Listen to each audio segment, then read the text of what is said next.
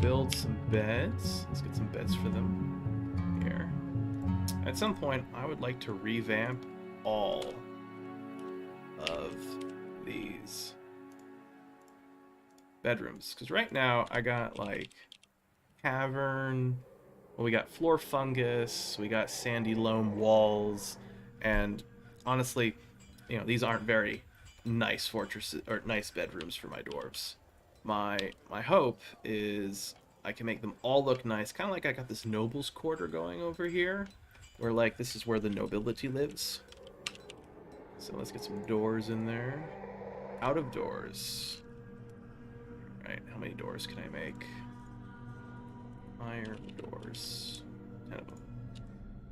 Oh. That reminds me. We got elves. Trader.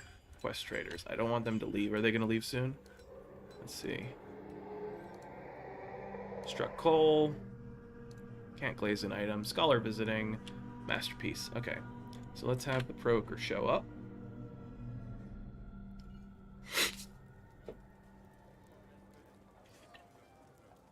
And let's trade with the elves.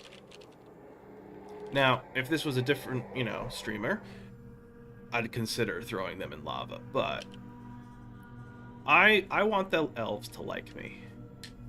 Here comes our little trader. Nope, that's not him.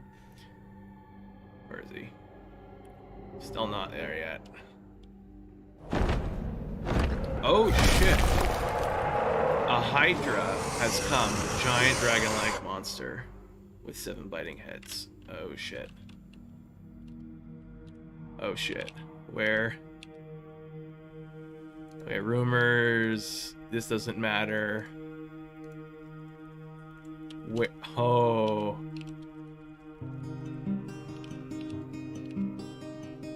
Oh shit. Okay. Here we go. I pare. Ia Lanceri Hydra. Esteemed match. The gleam of froth. 381 years old. Talented biter. That's great. Grandmaster Observer. Alright, this is a very skilled creature. Let's look at it. A giant dragon-like monster with 7 biting heads. He is rarely sick, but he is slow to heal and weak. He is fat. Very fat. His scales are gold, his eyes are black. Wait, no, we can capture the Hydra. We have... No, this will be fine, this is fine, this is fine. The reason it's gonna be fine is in our... Okay, so we need to close the trade door real quick. Okay. Pull lever immediately. Alright, so we got cage traps here, and the Hydra's never seen these before, and they're gonna run into the cage traps. Okay, it's gonna be fine. The Hydra might kill the elves. Trader, you are not required at the depot. Alright, let's get our troops. And we're gonna set them to wait here. No, here, back. Let's make them a little back. Alright. Luckily, my troops are already training. They're mostly in armor already. So this is a great spot to be in.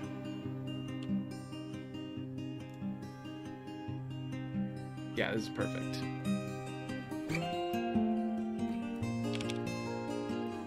Okay, so here's the plan.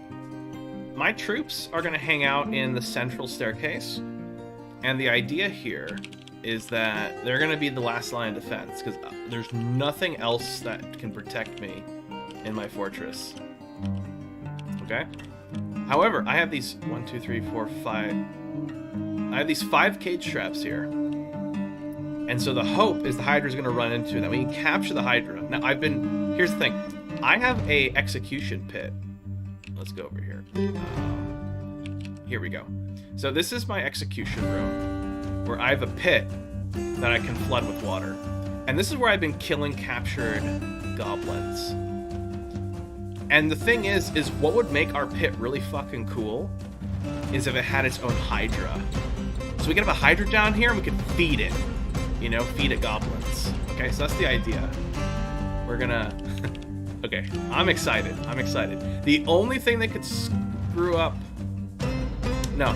Even if this doesn't go up, the Hydra can come in either the doors or this open pit. And if the Hydra shows up... Oh, by the way, let's get everyone in burrows. Unpause the burrow. Okay. So, the elves might die. And the elves are actually, if we look on the world map, the elves here are our allies. We have an alliance with the elves. So the dwarves that live here, we are allied with the elves. We're actually at war with most of the humans. So most of the humans on this continent we're at war with, but the elves are our friends. This is not very dwarfy, but you know. Okay. So what we're gonna do is we're gonna capture us a Hydra. It's gonna be our pet. I've always wanted a pet Hydra. All right, you, my friend, human scholar, you are. All right, let's follow the Hydra. Where'd he go? There he is. All right, he's coming. Here he comes. Man, he's a fast little bugger. Oh, he's so angry. Look at him go. Is anyone... Oh god, those elves. Those elves are so screwed. Okay, the bridge is up. The bridge is up. That. I didn't make a door here. So if the Hydra comes down the stairs, it's just gonna go for the elves. Let's see. How are my guys equipped? Mostly. One guy's still picking up his armor. Is he? He's not this guy, is he? No, not in a squad. Oh, you. You're not in a squad, are you? No. Alright, I got one squad dwarf somewhere. I don't know where he is, but he's not currently here. Also, one thing I love about this game is that dwarven mothers carry their infant children into battle. Like look at this. We got Rovad, Degel, Tishak, Rovad Galley Typhoon. What a badass name. Galley Typhoon. Okay, anyway, Miss Galley Typhoon here is just carrying her 1-year-old child into battle. So this Bembel guy's gonna get some experience fighting Hydras. It's great. Alright, so let's look at this Hydra. In fact, let's just camera follow it. Here he comes. Oh boy. Oh, he's chasing something. He doesn't feel anything while in conflict. Oh, alright, okay. He's in the base. I'm just pausing it. Okay, here's what we're gonna do. We're gonna slow down the computation because I want to just get this like moment by moment. What the hell are you doing? Countess Consort. Okay, hold on a second. I need to edit the burrows real quick. All civilians. And I need to also remove this hallway from the burrow. This is the not safe zone. Very not safe zone. In fact, all of this is not safe. None of this should be in the burrow. Okay.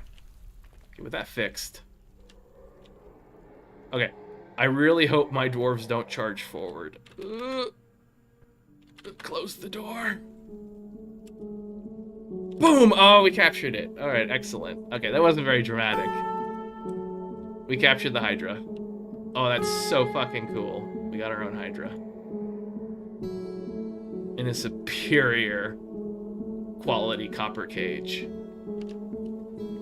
Oh, man. Okay, cage traps are a little overpowered in this game. It's kind of crazy how far you can get with a cage trap. Okay, some bones. Alright, so,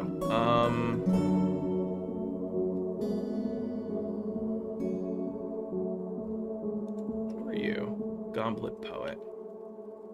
What labor do I have you at? Oh, you're a woodcutter. Okay, I was like, why is this axe goblin just walking around my base? It's a giant mean battle axe. What is that? Silver battle axe of superior quality. Yeah, the nice thing about this fort that I'm running right now is that one of my, let's go to the smithing. I have a legendary weaponsmith in the base, Irush, and she makes amazing weapons for my dudes, for my dwarves. Okay, so We capture the Hydra. We can turn off the burrow notification, so everybody's safe. Trade broker. You can trade with the elves. All right, go back to. Man, I really want to look up this character in Legends now, the Hydra, and see where it came from. All right, let's see. Pig bracelet. Yeah, that's fine. Okay, cool. Okay. Q. Let's kill the standing order. Our troops can go back to their business. Oh, we're slowed down. Speed. They came back up. Okay. All right. So this character here is going to take our Hydra to the stockpile. One of our miners. Once she drops it off, I need to figure out how to get it into my into the pit. So let's start getting the pit ready. So what we're gonna do is let's go down. So by the way, this minecart track, this is like my mining area. So this just brings stone from the bottom to the top, because I foolishly built most of my base in this like sandy loam area, which is kind of annoying because it doesn't look great unless you go into ASCII mode. So in ASCII mode, I think the base looks pretty snazzy, personally. Like ASCII is just so pretty. Like look at all this, look at all the activity on the screen. You know, the dogs are moving around, the pigs are in the farm. It's so cool. ASCII mode looks great. But I usually can't tell enough what's going on. Just so the sprites help so much. So what we're gonna do is we're gonna go down to our execution chamber. Yeah, this guy. All right. And here, I'm just gonna deconstruct this wall real quick. I don't want to open the so what I did a little bit foolishly is, if we look here, I have 3 levers. I have Gobo drop lever. So this is the thing that opens up the drawbridge here. This second lever. The third one drowns the goblins because it opens this floodgate here on -4 and releases a like reservoir of water that I get from the stream. Okay, so this reservoir is coming all the way from the frozen river. So I got this nice, I can flood this place.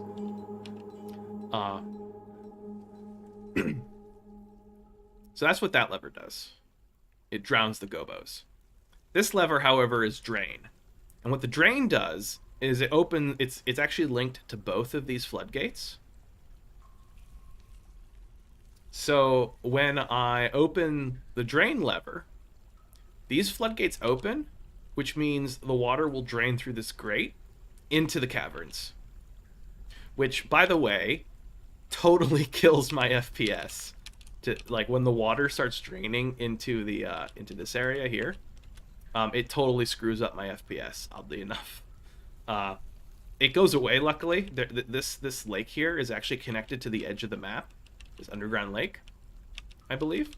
So what happens is the water will eventually drain off the map, or otherwise dry.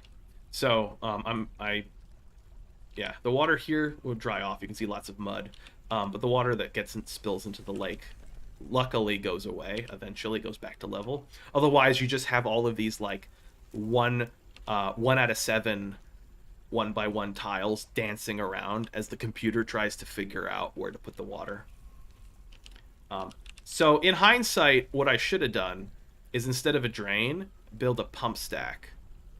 And the idea is the pump stack would recycle the water. So we'd be good environmental dwarves. You know, we don't waste water here. We're not using it to drink, right? It's water of industry.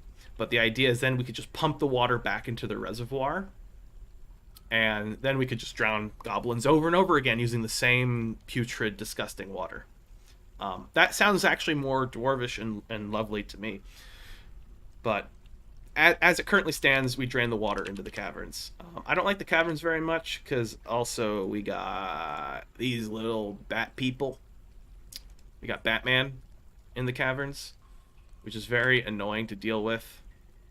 What is he doing? Is he... That's interesting. He's just Oh! This makes sense. Bat people should be able to climb walls. He's hanging from the ceiling. Look at that. Look, at -8 elevation, he's not here. He's on -7. So the bat people are just hanging from the ceiling. I didn't know that. That's amazing. That's great. That's lovely. Okay, that's super cool.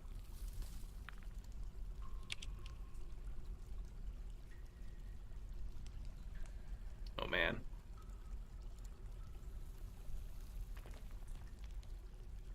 Alright, let's go back to what we were doing.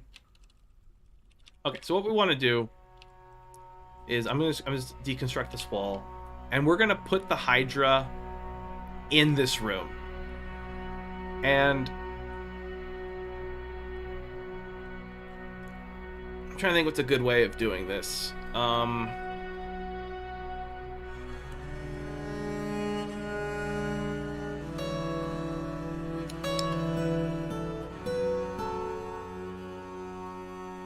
Yeah, what we're gonna do is we're gonna put the Hydra cage in here and hook up a lever. So we're just gonna we're gonna build a one-time lever. So build mechanisms lever.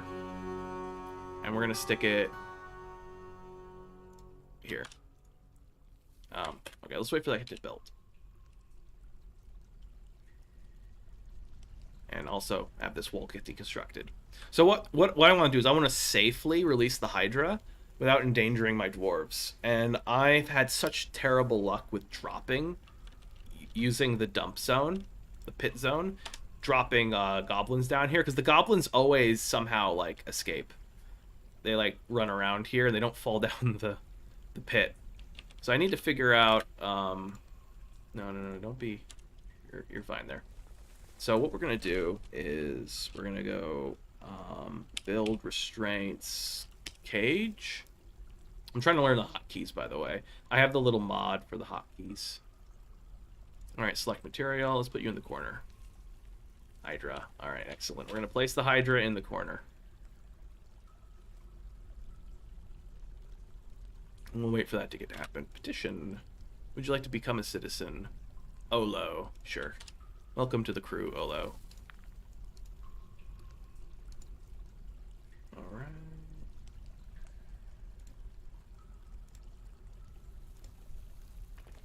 Cool.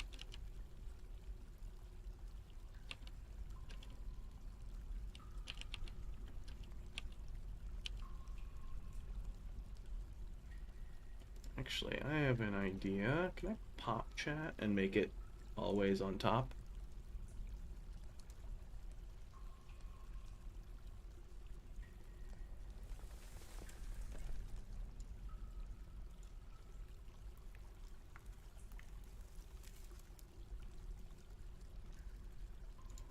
Okay, I'm talking, but there's nobody here. But I'm just curious if, like, in the future, I want to understand how the chat works. It would be nice if I could pin this. And I don't know how. Which is very annoying. It'd be nice if that's just permanent or something. Okay, anyway. Let's continue. Alright, is it there yet? Nope. Oh, I was paused. My bad. So we're going to call this lever release the Hydra. And we're going to hook up this... some migrants have arrived. Someone I don't care about. Actually, no. The potash? Adequate potash maker could be useful.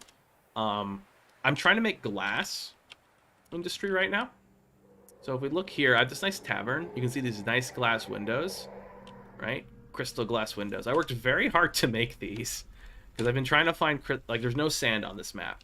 Um, despite the fact I got this clay wall stuff, it's called sandy loam, but it isn't sand. So making glass is a real pain. I either have to import the sand, buy the glass outright, which is expensive, or find rock crystal quartz. And so the quartz, finding quartz. So the quartz, actually, it's kind of sad here. I got these crystal glass blocks here. I accidentally made some of my glass into blocks rather than windows, so I'm very sad. Otherwise, this would have been a full window. Because what I want is this tavern. There's a river here, so when this river thaws, I want the river to be flowing past the windows. I think that'd be super cool. That's the plan, at least. Okay, so let me go back to what we're doing. Are you at the trade depot? I want to trade with the elves. Okay, we got the Hydra. We're gonna do the Hydra thing. We're gonna do the elves as well. So I need manager. Here he comes. Here comes my manager. Boom, I can trade. Okay, let's trade. All right, I'm gonna buy all your wood. So the environment I'm in right now is a barren wasteland. There are no trees. So the only source of wood I can get is the caverns, which I haven't been brave enough to really exploit yet because I keep getting attacked by bat people or trading. And as much as I hate to say, the elves have been the best source of wood that I've been able to get. So trading with them is actually pretty important. All right, so we're gonna buy all their wood. Oh man, they brought a lot of wood. Cool. By the way, I think I have a diplomacy with them, so I actually got to request wood. I think if I remember correctly, normally you could just request things from your home civilization, but I'm pretty sure I actually requested wood from the elves, and I think it's because of the diplomacy between the two civilizations. All right, let's see what else I got. Buckets, barrels, horses, chipmunks. Musical instrument, we'll take that. I'm too lazy to build my own musical instruments right now. Sure, we'll get some mittens, we'll take your socks. Boots, why not? Get some clothes. I have a decent amount of cloth, so I can make a lot of clothes right now. Just been farming pigtails for a bit. But I don't scoff at buying clothes. The cloth industry is one of those things that I haven't quite wrapped my head around automating well, so let's see what else they got. Lots of nuts, saguaro fruit. I really want to see a saguaro. Like, this is Arizona in the Sonoran Desert, lots of saguaros. So I kind of want to see what the saguaros are in Dwarf Fortress.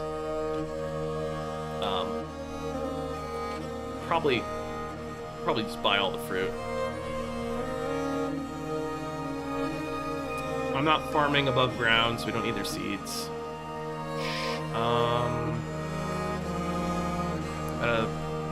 800 or so.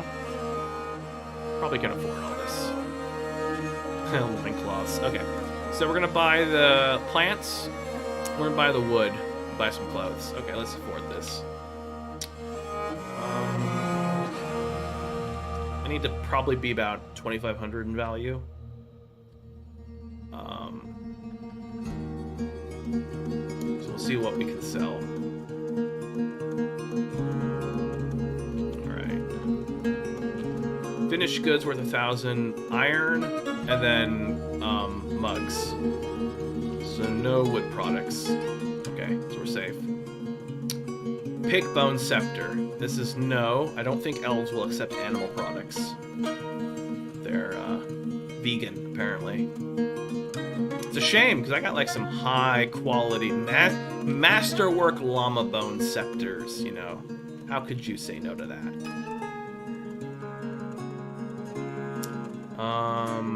Leather trousers. It's what I should have done is I should have made like an elf safe pile of bins, but I didn't do that. So I might need to do a bunch of clicking. Oh, look at this. Jet mug. Why is it worth 1,000? It's not a named object. It's not an artifact.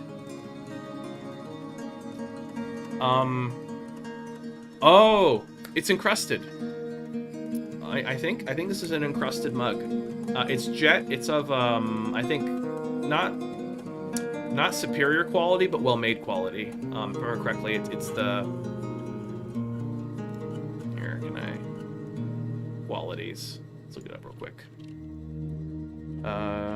Quality. Let's see. Okay, it's well crafted and it's decorated. Here, I'm curious what it's decorated with. Let's,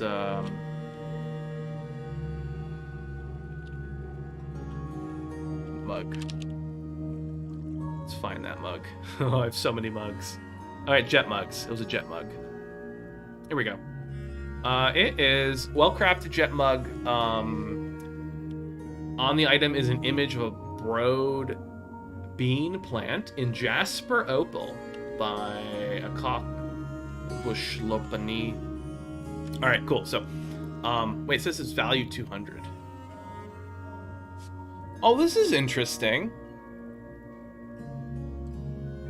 So my appraiser says this is worth about 200. Okay. Right, I don't think there's any other. There were no other mugs of this quality, right? Jet mug. Yeah. Yeah, I have two encrusted ones. One's a normal mug that's encrusted and it's well made encrusting. While the other one is a well-made mug with normal encrusting. Yeah, the one with nicer encrusting is worth less. I think what's happening is either. Yeah, let's look back to make sure we're not going crazy. Jet mugs. Where's that jet mug? No, I saw it. Where'd you go, buddy? Alright, now I'm going crazy.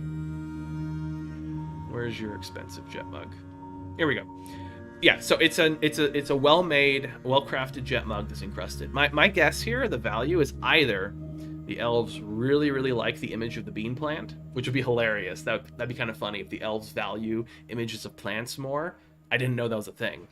I don't even know if it is a thing. But if the elves value the image of the plant, and that might be why the price is so high, I'm not sure. That's just interesting, because this is like worth the same amount as the rest of the bin. It's like really odd. I wonder if it's a bug. Right, yeah, no, it's worth 1,000. You know, the funny part is if I just say, hey, take the whole bin, they just give me 1,000 for it, even though this thing is just absolutely chock full. I mean, not great stuff, but... Alright, we're going to sell the nice mug. I think either the gem that the mug's encrusted with is really valuable, but then you'd think the dwarves would have appraised it correctly, or the elves really, really like the image of the bean plant, because 1,000 is 5x the dwarved appraised value of 200. So my guess is there might be like a 5x modifier on this particular mug because it has a plant on it, an image of a plant. Again, I have no idea if this is true. This is actually a mechanic, but if it is, that's cool. The elves, maybe I should commission mugs with plants drawn on them. I think so. You can commission statues, you can commission engravings and pick what's on them rather than let the artist pick. If you encrust a finished good, I wonder if there's a way to commission the encrusting. I think we should check that out, see if that's true. Because then I could just say, hey, make mugs with plants on them. And, I mean, the dwarves, they're going to care about the quality and craftsmanship of the gem and the fact that it's a mug. So I'm still going to get a good price for that. But if the elves are trading, then they're going to go, hey, look at this awesome bean plant. And they might spend a lot. So both markets, you know, will like to see my mugs. By the way, I'm following the Quill 18 economy recommendation of just making mugs right now. I was making other stuff earlier. So, for example, I think I have my bone crafter set to just making crafts in general. But I think I also commissioned about 200 mugs to be made for selling. So, anyway. Oh, wait. Okay, I messed up. All the logs. Take the music. Don't need the animals. Barrels, whatever. Buckets, whatever. Spears, no. Bows. Take the clothes. Actually, these are boots, not shoes. They'll count as armor. I don't want them. Socks. We'll take the socks. No armor. Mittens. Don't need the boxes. Bracelets. Seeds. Fruit. Fruit. And that's it. Okay, cool. All right, let's go back to paying these guys. Let's see. Now, the only issue with giving them this bin here, it's iron, so they're not going to care about the bin. But there's all these animal products, and I don't want to give them the bone stuff. But I also don't want to click all this much. Let's see. The problem is, I should have made... Okay, this guy right here is worth about 1,000. Oh, wait a second. Microcline mug, encrusted masterpiece, worth 1,000. All right, hold on a second. I know I just exited the trade window for like the third time now, but I really want to figure out why these mugs are worth so much. Like, I've never sold mugs for 1,000 before. So we want to look at the microcline mug. Okay. All right, so I got 2 encrusted microcline mugs. One is encrusted and it's of all right value. Let's look at it. Let's look at it.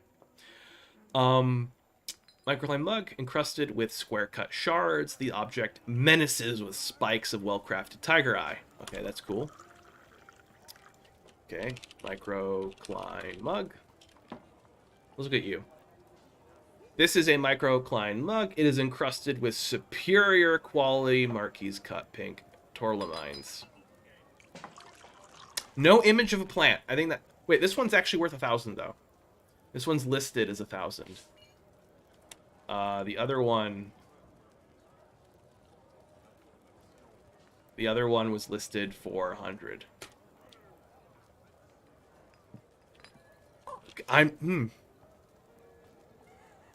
I'm stumped.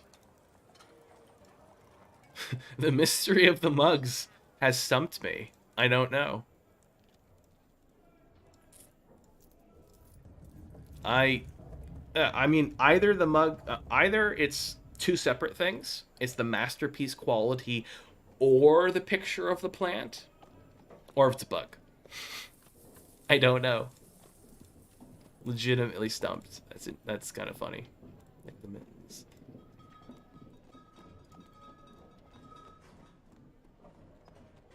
Oh man. Okay. Anyway, let's go back to selling. That's, by the way, that's why you should check through these, because your appraiser's skills are not always up to snuff. And so if I were to sell like this crate for 1,000 and not think about it, I would lose out on the fact that this mug in here is like a bargain deal. So selling the mug on its own is way more valuable. Same going over here. So this is why I would not recommend, unless you don't care about money, which in the later game, like I have a high population. I don't care about money. I'm only being stingy here because I'm trading with the elves, so I have to avoid wood or animal products. But in the early game, at least, make sure you check and just see there's not something outrageous going on. Because in the early game, you're probably not going to have a great appraiser. And you're probably going to be, scraping by, right? You're going to be, like, penny pinching. So just check to make sure there's not, like, some bargain deal you're giving away that you could make a lot more money off of selling individually. Anyway, that's a recommendation. So here, we got 2,000. We're selling 2 items worth 2,000. and I still want to get them a profit. So there's a couple ways to handle this. Either I do a whole lot of clicking, or I sell them some of these gems. Let's see, how much profit do they need anyway? Let's try it this way. 1,000. Okay. Here's what we're gonna do. We're gonna trade these. I'm gonna trade one of these mugs on its own and see if I can get them happier. Because I think, if I remember correctly how this works, Lena here is willing to trade, but she's not ecstatic to trade. She's not super thrilled, right? So we're enchanted by your more ethical works. Anyway, she's not like, you know, my chum here. She's not my chum. Okay, so what I want to do is I want to make her happy. So we're gonna give her some trades where and you can probably get away with using some small trades too. So like here, we got 100 here. Let's check off a lot of these. And let's like ask for this musical instrument. So we'll trade that. We're willing to trade. I'll trade a couple of these rough gems. I think the socks. Nope, that didn't work. What I want to do is do some small trades and get her like more on my side. Working. Aw, wonderful. Thank you for your business. Wonder if I give her a gift. Here, let's just here. Offer as a gift. Too kind. Man, I am just not okay. When I've done this with dwarves before, right, for my own civilization, they get really happy quick. But here, she's being a tough customer. I'm trying to like, you know, do some wheeling and dealing here, and she's just like, yeah, whatever. Okay. Anyway, let's grab the wood. I'm gonna sell the 2 mugs. The wood is what we want the most. And I'm kind of done trying to... We have a lot of plants, so see if we can just get away with taking the plants. Yeah, so we got all the wood. Grab the socks. Gonna close these, yeah. Gauntlets, puzzle boxes. And we'll get back to the Hydra, because that's more fun. Oh, alright, there we go. We got the wooden socks. What are we missing out on? We're missing out on the seeds and plants. Okay. So be it. Stingy ass elves. Oh, now she's pleased. Now she's happy with the trading. Man, I am like this close to throwing her into the Hydra. Alright. I'm done. You guys can get the hell out of here. Give me the wood. I think our wood supply's not super great. I'm like slightly disappointed in that trade. I feel like I got taken in for a ride there. All right, we're gonna link the left. Oh, I need mechanisms. All right, make me mechanisms. Rock mechanisms. I feel like I got taken for a ride in that trade. Like,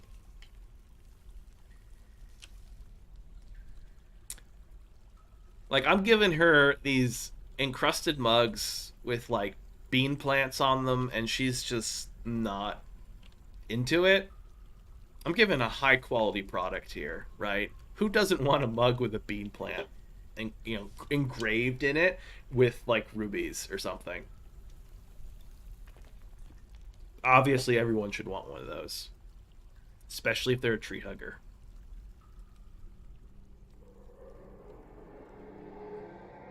Gosh. At some point, I definitely want to retake the caverns, or at least make a fight for it. Because these bat people are just nasty pieces of work. Where are they? There is a dead cat here. Sadly, one of my cats got lost in the caverns, and the bat people had no mercy for the felines. Okay. They're hanging on the ceiling, I think, right? Ooh, what's this? What are you? Cave fish. Okay.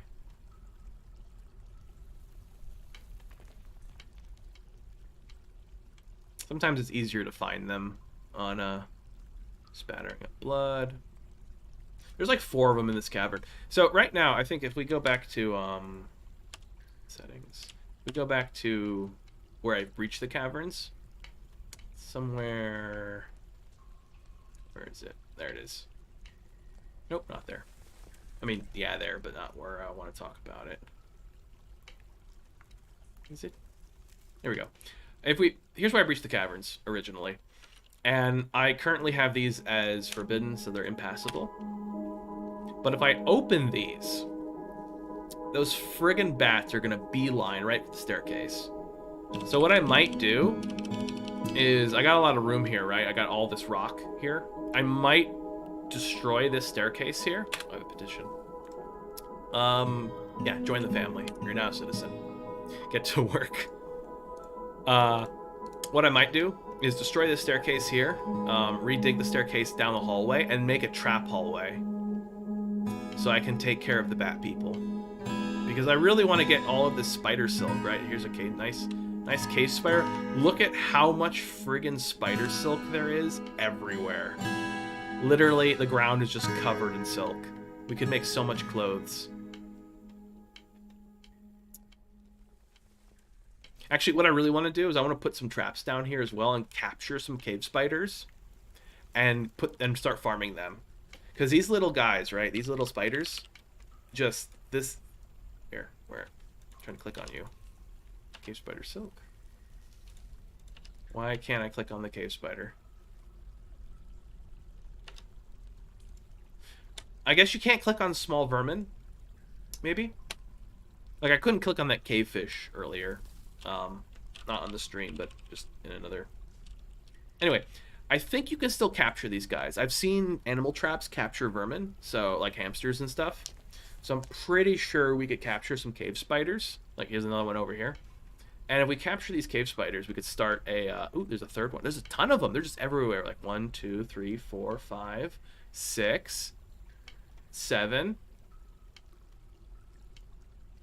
Yeah, they're everywhere. These cave spiders are friggin' everywhere. So we need to capture some of them with like an animal trap. Let's see, cages. Yeah, animal traps. These guys.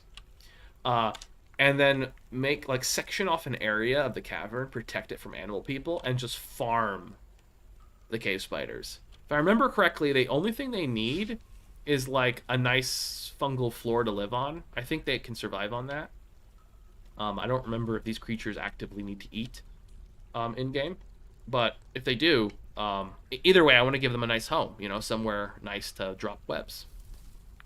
So at some point, so if we do a list of things, we got, you know, the Hydra that we're gonna make into a death trap. We need to take care of the animal people and kill those bat people, and get a spider silk industry going. I think that's a good goal for this base. And we have the manpower to do it. This is a 150 people strong operation going. You know, you got these. We're literally clear-cut mining many of these levels. We got this nice, like, city, basically, at this point. Like, this is a huge metropolis that's occurring here. By the way, let's get some cabinets in these rooms. Beep, beep, beep, beep.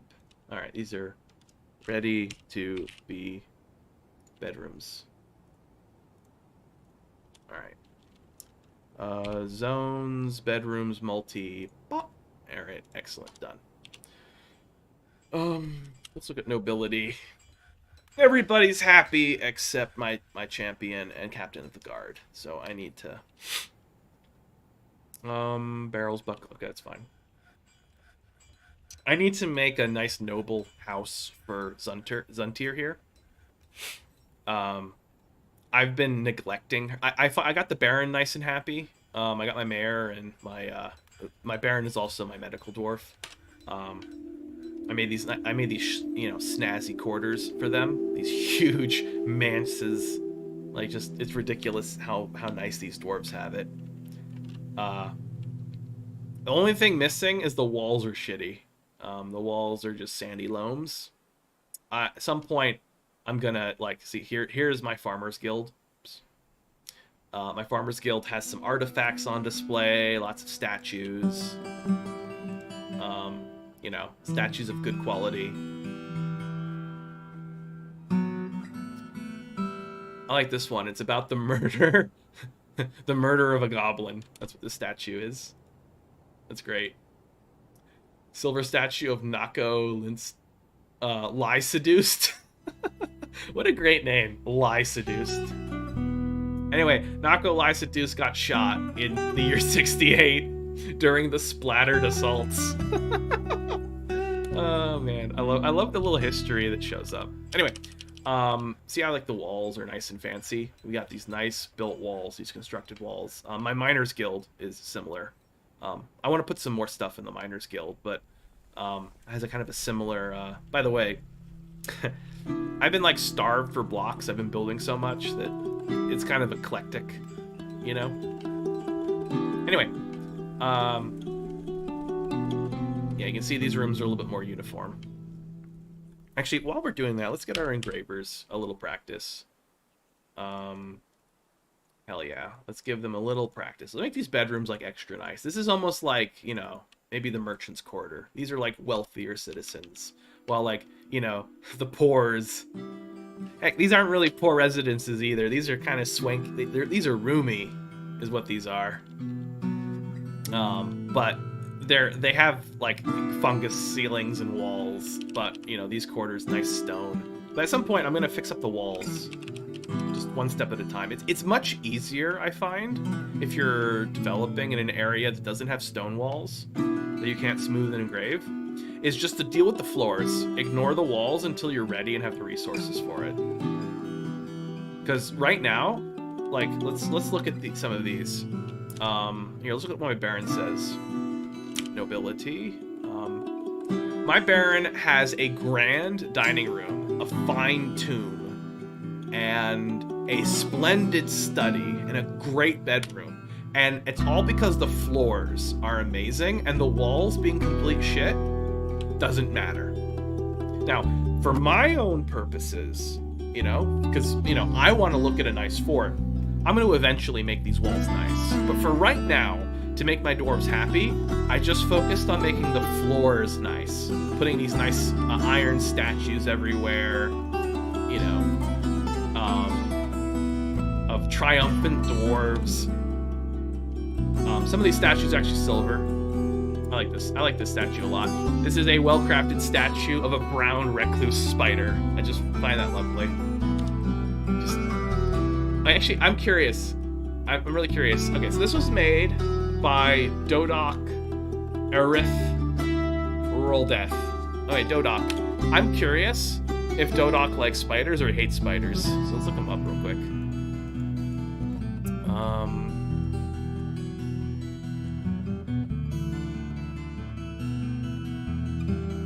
Oh, shit. Alright, we gotta talk about Zoth here. Okay, see this guy? He has a custom nickname.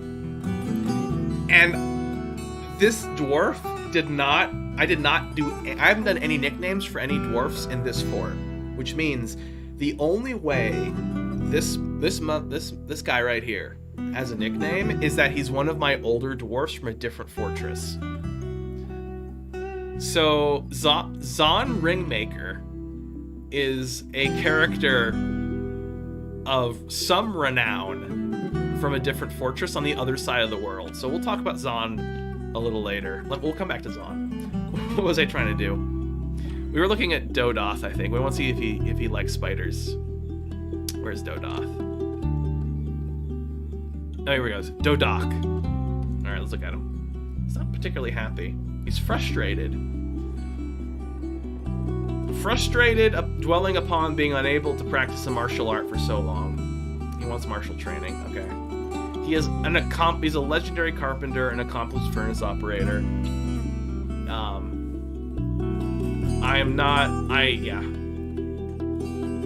The guy probably does he have any combat skills? He has no combat skills. No wonder I don't have him in the army. Man, he's actually frustrated a lot. Like, what I might do is I might actually put him in like a squad, and like let him train for a bit, and then take him out of it. Dude, this guy has some anger issues. He's frustrated dwelling upon not being able to be a soldier. He's angry dwelling upon getting into arguments. This dude just doesn't let things go. Like, I bet this guy like sits in his bed at night staring at the ceiling, thinking about all the arguments he's had for the past, 20 years. Like, this guy's probably still pissed that, like, that his mom took away his dwarf toys when he was 7, and he's still angry. He's still bitter about it years later. Let's look at his memories real quick.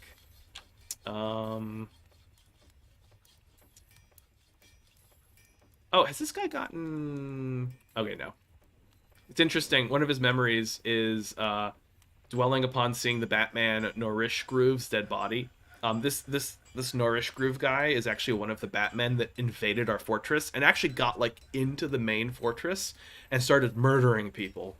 And at the time, I only had one soldier, and he got his legs broken. So he just like crawled up the stairs I had one soldier who couldn't walk, and he's just slowly crawling up the stairs to catch up to this Batman who's just murdering my civilians.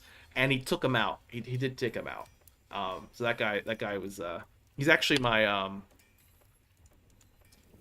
he is Onal Nishnaka's. This guy. He was my original soldier. He's now my dungeon master and my militia commander. But he was my first soldier. He's one of my original 7 dwarves that I brought with me. I gave him like martial skills. Anyway, let's look at. I keep getting sidetracked. I want to look at Dodoc here. Where's Dodoc? I'm getting so excited seeing all these different little things. We still have a Hydra to deal with. Oh man. Oh man. All right, Dodoc, where are you? Dodoc, here we are. All right. So anyway, this guy doesn't let things go. Personality.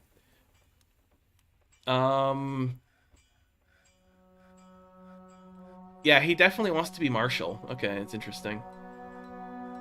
Iffy memory, meager creativity. I like how he's a legendary carpenter, but he has like no creativity. Okay. No willpower. Preferences. Oh! Alright. He absolutely detests brown recluse spiders. Alright, so this guy, who absolutely freaking hates spiders, made a statue. A statue of a brown recluse spider. So he literally made a statue of the thing he hates. That takes some, that's interesting. Like, I don't know about you guys, but like, if there's a creative bone in your body and you make something, do you make something about something you absolutely hate? I don't know. Maybe that's what a real artist does. That's interesting. Ooh, Poochie's not. What's wrong with Poochie? Oh yeah. Okay. Well, you're gelded too, but you got hurt earlier. That's why you're unhealthy. Your lungs got messed up. Okay. All right. So we dealt with Dodoc. We looked at his psyche. At some point, I want to make some residence quarters for Zuntir here. But let's go back to the Hydra. And down we go into the depths. Ah, our Hydra's here. Perfect. Now, yeah. Okay. I shouldn't have left it paused for... Oh, no. Make rock mechanism. 7. Oh, okay. So he's made 3. Where are you? They're probably being stored right now. I think you need 2 to do a linking. Is it 1 or 2? Okay, 1's here. I always forget if you need 1 or 2 mechanisms to do to link 2 things. Because you need 1 to make the lever. Do you need a second to do the link, or do you need 2 more to do the link, like 1 at each location? All right, we're just gonna wait for a second. Oh, there's a second mechanism. Perfect. Okay, let's go back to our dungeon. So what we're gonna do is we're gonna link this lever to. Oh, okay. So claystone mechanism will be installed at release the Hydra, which is the lever, and claystone mechanism will be installed at target, which is the Hydra cage. Okay, so yes, it does take 2. Cool. Let's make that like high priority. I want this linked.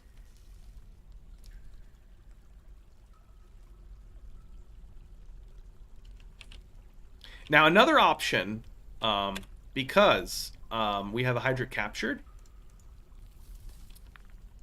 caged guest, we can train the Hydra. We can assign it a trainer, and we could presumably get it to, like, semi-wild or even tame. Now, I've read that Hydras, so most animals, when you tame them, their children will be tamed as well. So that's how you domesticate creatures in this game. You need to capture them, you need to train them, get them tamed. So it means you need to have an animal trainer like who does a good job. So I think there's like different levels of trained. And then you need to make kids.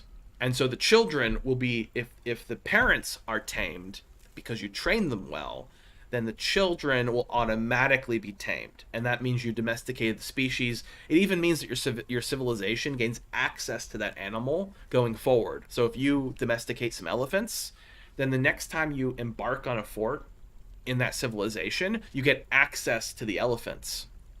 So you can actually expand your pool of animals that you have access to by training them. So anyway, the problem with Hydras is they're born as adults.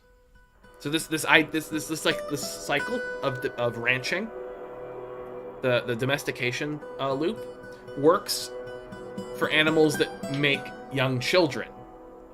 But because Hydras are born as adults, I think that breaks the logic of it, and you can't actually make like a tamed Hydra be part, like, you know. You can't ranch them as consistently as you can any other animal. So anyway, I'm not gonna train him. I'm gonna leave a wild Hydra, okay? Because that sounds more fun. Just a fucking wild motherfucker here. In fact, because I'm curious. Okay. Here's what we're gonna do. We're gonna...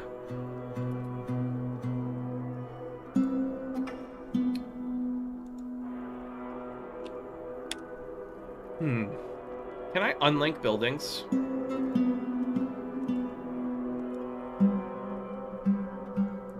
Okay, there is a way to unlink buildings. I think you have to deconstruct it. So we're gonna deconstruct this guy. Pop. Okay, so that's going to be deconstructed. Here's what I'm going to do. I'm going to make an extra lever in this room because I want the drain lever, which is hooked up right now to both of these floodgates, to be only the drain. And we're going to make a door lever. The other way is to forbid the door, and that's probably easier. But I like the floodgate more. But now that I think about it, Hydras, are they building destroyers? Because if he's a building destroyer, he could probably... Hydra. He could probably just bust through this. So, like, when I think I'm gonna let go of this Hydra and have some fun killing goblins, the Hydra might just bust through this floodgate and then run right into my base. Because I think they're building destroyers. Let's see. Hydras building. Yes, they are. Okay.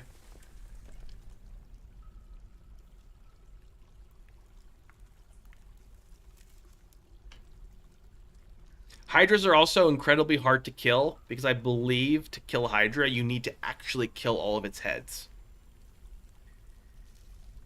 Because in this game there's no health points, right? It's not like you take 100 damage and you're dead. There's no points. Rather, it's kill the brain.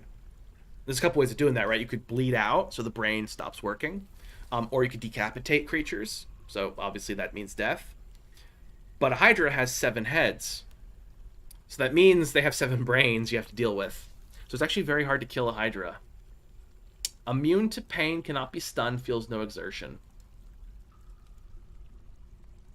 Only creatures in the game with a healing factor, their tissues will heal damage 100 times faster than other beings. Ooh. All right. So basically, this is proof that the cage trap is overpowered as hell. This Hydra could probably kill my entire base, right? Like if I didn't have a cage trap and I didn't wall myself in, this Hydra would clean house and just kill everything in it. So really, this is a very dangerous creature to be keeping here. So we need so basically the floodgate is insufficient. What we need is a drawbridge. That's what's going to make this work. So what we're going to do is we're going to make a drawbridge, because a closed drawbridge, I believe. Oh boy, this is going to be fun. I don't know if the Hydra can climb. If he can climb, could he potentially break this claystone bridge? My understanding is drawbridges count as walls when they're raised, but this is a drawbridge. This is not a drawbridge. It just moves horizontally. I forgot the name for that. It's a bridge that doesn't raise. So does that mean this is destroyable right now? I have no idea. Which means, and I didn't smooth these walls, which means creatures that can climb up here. So, okay, the Dwarf Fortress wiki doesn't use the word climb for the Hydra, so maybe he can't climb up here. Oh boy, we're taking a gamble here. This might literally kill the fortress, which would be hilarious. That would be very funny. Just the Hydra starts rampaging through here. Let's take the risk. There are probably smarter ways to do this, but I really want a dungeon with a Hydra pit. So that's what we're going to do. We're going to replace this floodgate with a drawbridge, and I'll close this part later. So that's what we're going to do. Let's see. Is this hooked up yet? Nope, not linked yet. Okay. All right, we got a few steps. All right, so that got undone. Very good. Why are these set to... No, don't dump these. Those are good. Oh, I think they're set to dump because I was stealing the clothes off of my goblin prisoners, and to do that you need to use the dumping feature.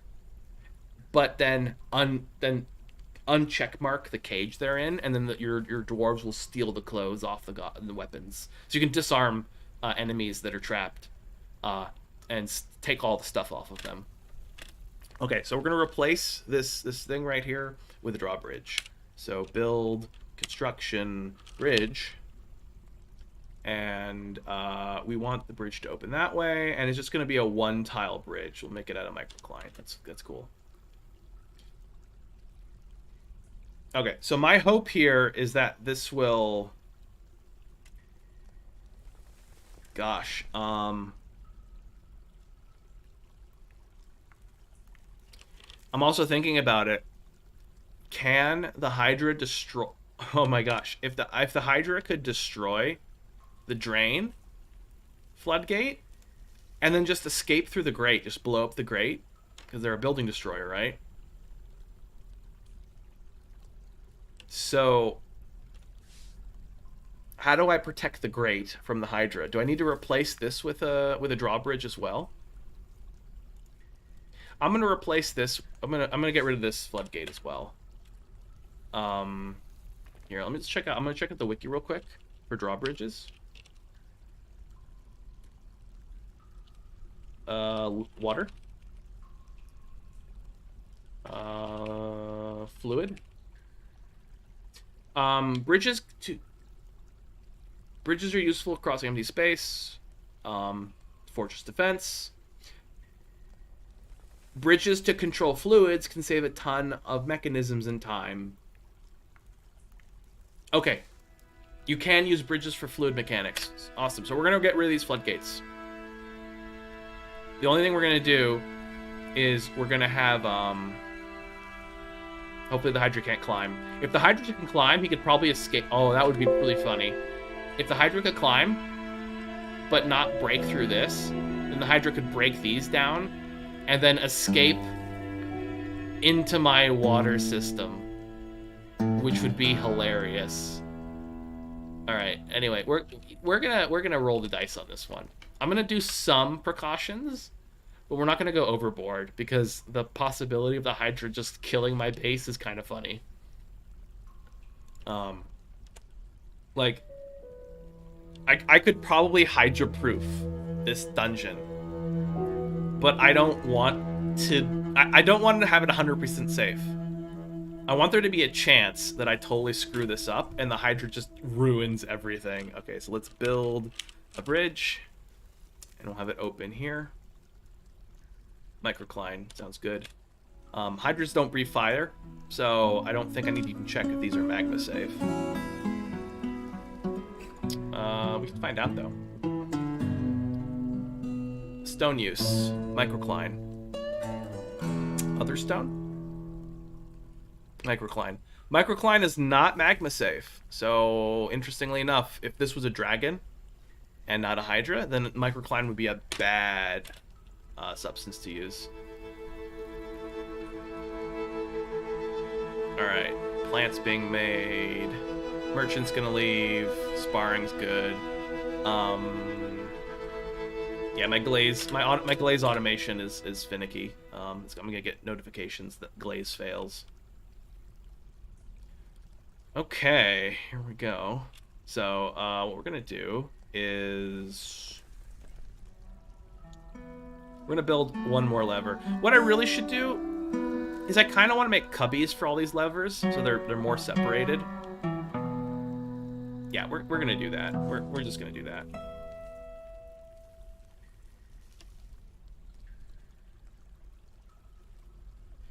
Except the drain. We're gonna leave the drain. But the drop lever and the drown... No, cancel removal. The drain lever, yeah. I'm gonna remove that. I'm not gonna remove the drown lever, because that means I have to get to this.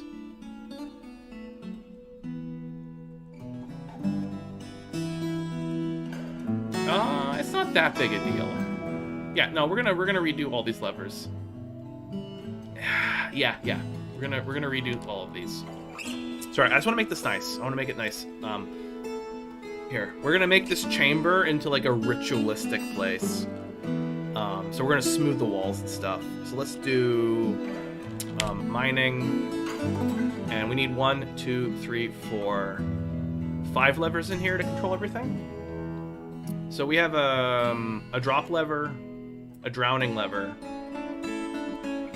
a drain lever, Hydra lever, and a door lever. That's 5 levers. So we need 1, 2, 3, 4, 5 cubbies in this room. And let's make that... I want it done now. So let's have that done now. That means also that I need to undo that wall.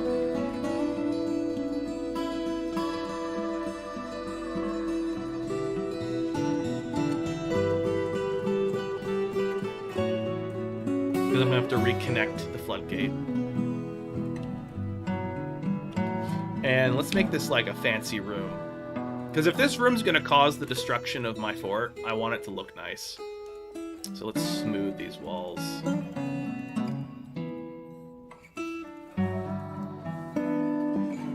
Yeah, we're gonna...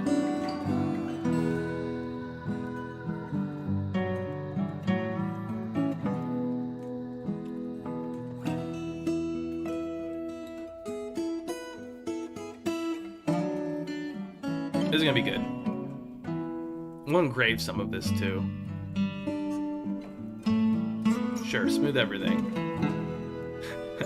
Let's make sure our dwarves that are executing people here get happy thoughts. See, that's what we want.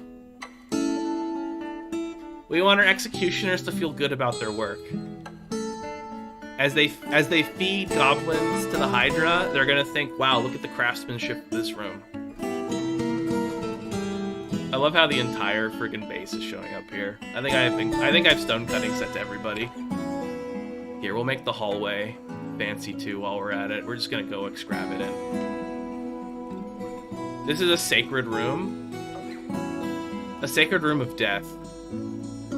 That's what this place is. We're gonna engrave this place too.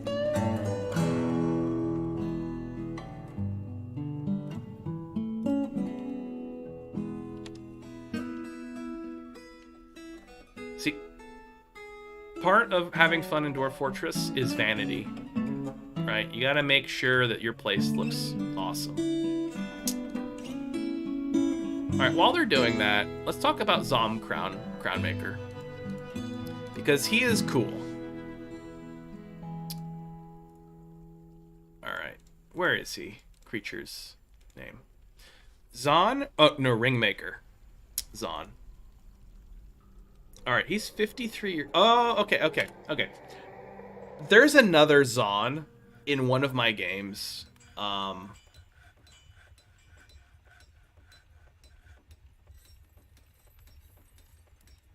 Yeah, so there's another Zon in one of my games who's also called Zon Crownmaker, and I gave him a nickname. Zon... Creator of Zon... Wait, did this guy name his artifact after himself? Creator of Zon Dasamoltar, and his name is Zon Dasamoltar. Did he really do that?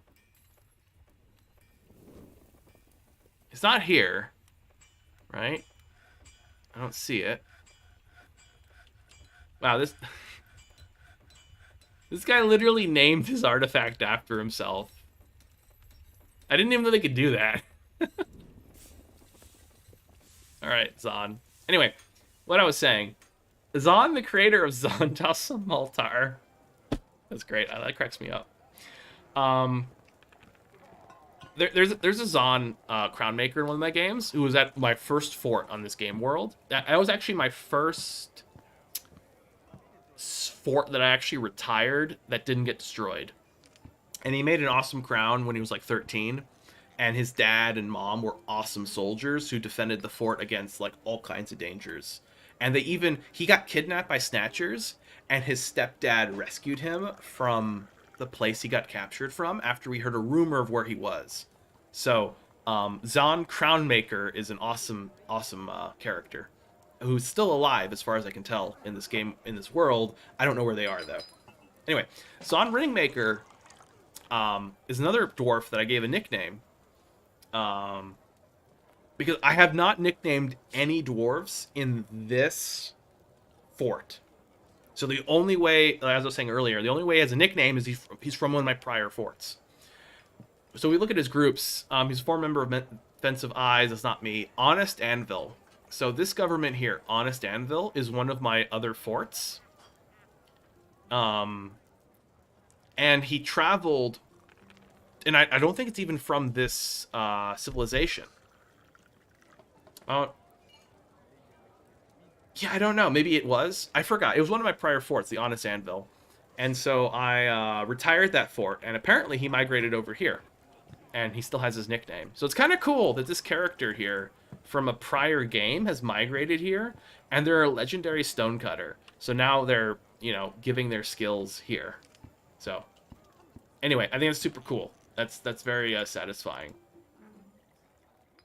Oh, that's neat. Okay, so you can see here, his first thoughts is okay. So he has thoughts, memories that go back to 111. This fort right now that I'm playing was established in 114. So this guy has memories from 3 years before this fort, and if I remember correctly, the only way memories get stored visually in this game, like if I look on my tavern, I have visitors, right? Let's look at a visitor. I have any visitors? I have a guest. I have a scholar. Look at the scholar. Okay, this scholar here. He has no memories listed here. Now, he actually does have memories. I believe he does. Ponders autobiographical adventures. Anyway, I think he does actually have memories because I've seen memories show up in characters that reference things that happened before that don't show up anywhere else. So I'm pretty sure the game actually does have memories generated for this character. I don't know for sure. I'm kind of guessing here off of some hints I've seen. But I believe the memories that are generated only show up in this box if they happened in a fort you were running. So if this guy like hates somebody and is like super bitter about it, if it happened off the map, I don't get to see it here. I only see the memories that were formed while they were on the map playing in a map I was playing. I think that's how it works. If I'm wrong, correct me, but I think that's how that works. But Zahn here, let's go back to Zahn. Zahn, my friend here, let's follow him around while he works. Okay, so yeah, so he got, he became, sorry, Zahn's a woman, my bad. She became tense and jittery after being caught in the rain in 111. I like how that was such a big moment in her life, being caught in the rain. She became a parent in 112. So it's kind of cool. You can see that her personality's changed. And I like that's highlighted too. Her personality's changed as she's over time. But the reason I'm bringing this up is that I can actually see all of these memories from before my fort here was even established. So I'm pretty sure she's from one of my prior forts. And I nicknamed her for some reason because I usually nickname dwarves if they do something awesome or make something awesome. So I usually give them a nickname for something. So it's funny to find her here because I haven't nicknamed any dwarves in this fort. I think a couple of them have deserved it. I just didn't get around to it. Oh! Okay. Here's the thing. Let's talk a little bit more about Zahn, okay? Because this is bringing back memories of me. I'm remembering who this person is.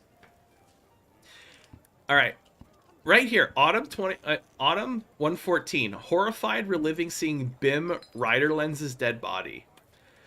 If I remember correctly, Bim is Bim. Let's see. Does she know Bim?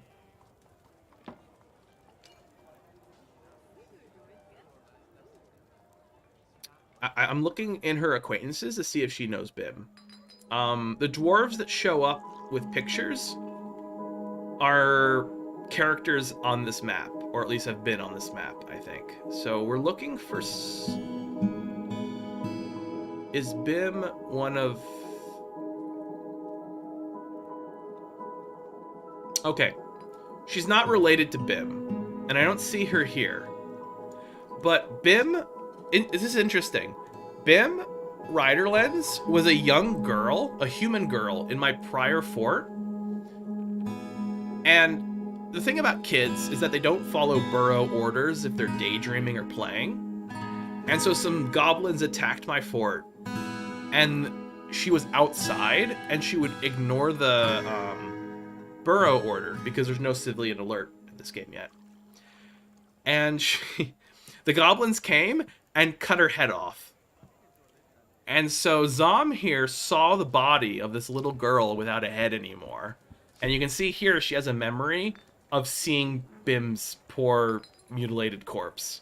So that's kind of funny. I also like that she is reliving it years after it happened. Gosh, I want to say this happened in like 109 or 108. This was a few forts back. Right? This wasn't my last fort. My last fort was in, like, a glacier way somewhere else. So, this is like 2 or 3 forts ago. So, one of my favorite things about this game, I'm talking a lot about this character, is that this little tidbit here of Bim Riderlands, she's reliving this traumatic event, and this is something that happened like 3-4 games ago. That kind of continuity doesn't really happen elsewhere except for maybe Dungeons and Dragons or any other kind of tabletop game where human beings are making memories. So just to see this game try to capture that, like, that bit of like if you keep playing in a world, you'll stumble into your own gameplay by seeing characters from your prior forts, and I love that. That's so great. Anyway, enough about Zom. Here, we'll follow her for a bit, I guess. There she is. What's she doing? She's getting a drink. Is she drinking straight from the still? Okay, she had a mug, at least. She's not an animal. Okay. I was worried that she was just gonna drink from the still. Like a friggin'... like a Neanderthal. Like, lady, we got mugs here. We got so many goddamn mugs. How many mugs we got? We got mugs for days. Look at all these mugs. We got so many mugs. Okay, anyway. Let's go back to our Hydra pit. That might end the fort. Let's see this. How am I? Yeah, okay, they're almost done. Let's build the levers then. Use closest material. Lever. We got 2 drawbridges, and we're gonna... I think we can close this up. So build wall, and let's select a material. Let's do... what's this wall made out of? Siltstone. Let's do... by the way, learn the hotkeys in this game. Just it helps so much. Hotkeys make everything better. It's a shame that you don't have full keyboard support. Like, it'd be really cool if, like, you know, after I build something, I can then use the mouse to select the material, use the keyboard to select the material. There's actually petition. The Company of Autumn has many members in Saint Gears and now requires a guild hall. The location was built and furnished for a ranger guild. Sure, why not? Ranger guild. Okay, while this is being built, yeah, we've set everything up. Okay, we'll come back. Let's cut out a little guild. So I have 2 guilds right now. I have a miners guild, and I have this farmers guild. I've been kind of giving the guilds their own little, like, custom shapes. You can see I've kind of done that a little bit with the nobles, the nobility manses. So I've been giving them these, like, fancy shapes. So I'm thinking I'll do the same thing with the rangers. But one thing I've been liking is when a lot of people play Dwarf Fortress. If you look at this fort, I'm not saying this is the best fort ever, but one thing I like about this fort more than I like about other forts I've done is it feels more like an actual city to me. And the reason for that is if we it's easier to see actually in ASCII mode. Okay, see all the activity? You can see where all people are moving and stuff. Okay, it's not really... I don't really notice it right now, actually, so much. So maybe my point's not being fed here. I think it's because people are being set to a single project. But one thing I like is to have a more organic city planning than to just have this area be 100 apartments and this area be 100 workshops. That's what a lot of people do in this game. They make districts that are one type of industry or one type of function, and that's it. And for Dwarf Fortress, that's fine. You know, it's great. I've made forts like that. Everybody makes forts like that. Perfectly good. But the thing about that I don't like is it doesn't feel like a city, right? It's not like all of the restaurants in my city are in one side of the town, right? No, they're spread out everywhere. There's houses and neighborhoods everywhere. There's churches everywhere. you know, it's not like a city is partitioned in that way. It's not like there's a ton of apartments over here, and then all of the restaurants and grocery stores are over here, and all of the factories are over there. I mean, yeah, sometimes there are districts where it's like, yeah, this the factories go here, but it's usually more organic in a city. So how I've been building this fort is to make like neighborhoods. So like over here, I have this kind of like crafting kilns. So this is lots of clay making area, but it's kind of separated out from all of my like metalworks. So this is a very economical district, right? There's a minecart access over here, so the minecart's bringing goods up to this level. So this is a very industrial section of the city. But there's like a group of apartments over here in the south, and a guild house, a guild hall. If we go over here, we got another section of housing next to the tavern. And the library is in here too. We have another section of apartments and like our wood pile. We got some crafting. These are like wood crafting. And we got a hospital. My hospital's really shitty right now. It's not great.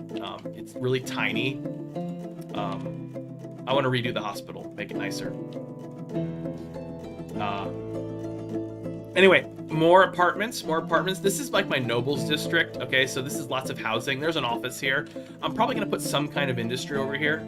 Like, right now my clothing industry is near the farming area of town. So I have my farmers guild.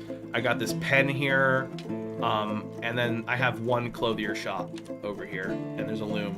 But what I might do is actually make like an extra butcher and an extra farmer's place and have this be more animal oriented, and like move my clothing district over here maybe, just to separate the industries. But the thing I'm trying to point out here is that like as the city gets bigger and bigger, I'm not just building all the houses in one spot or all the industries in one spot. I'm like sprawling it out. And I think that's kind of cool. Now, normally, what I would do is I'd make multiple levels. And you might be saying, you know, hey, why are you putting everything on one level? I mean, one, it looks cool. I think this does look cool. But it's more efficient space to have multiple levels, right? You have every Z level. Look at all these Z levels. I have so much room. I'm not using any of these Z levels because this is all aquifer. Usually when I deal with an aquifer, it's like 1 or 2 Z levels thick.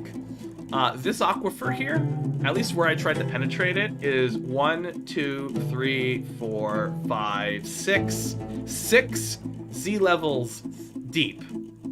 So I don't know if that's normal, but I usually play with a light aquifer. I think having an aquifer is awesome because it's a water source that can be very hard to, you know, people who don't play with aquifers are handicapping themselves in many ways.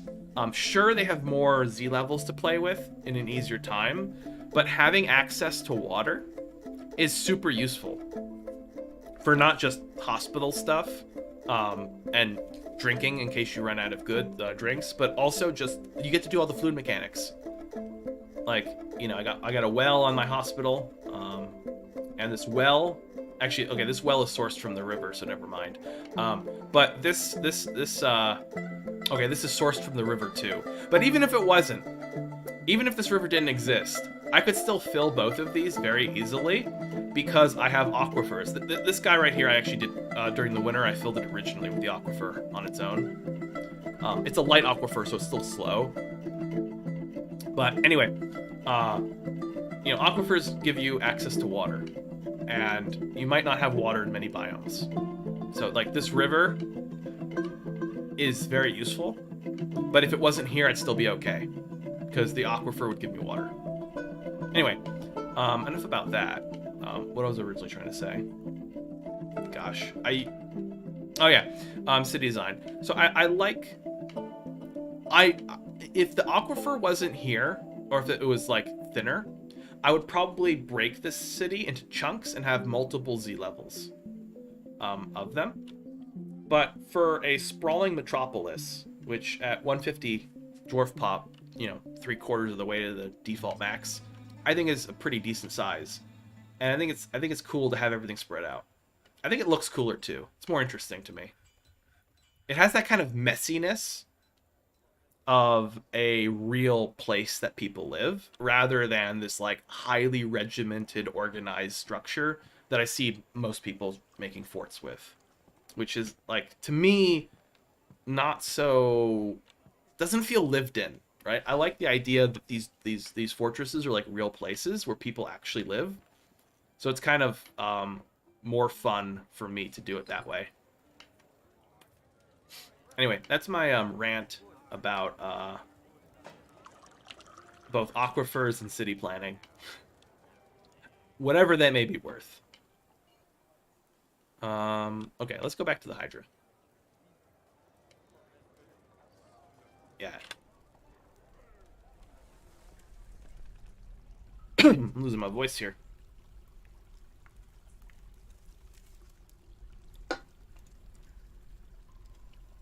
Ozad Deep Smoldered, goblin poet, who's also a legendary carpenter, woodcutter, and bower. The funny thing is, when this character originally showed up, I'm not going to pause it. I'm going to let it go forward. But oh wait, this is done. I can move forward now. I need to link these now. When this character originally showed up, they're now a citizen. Oh yeah, they're sleeping.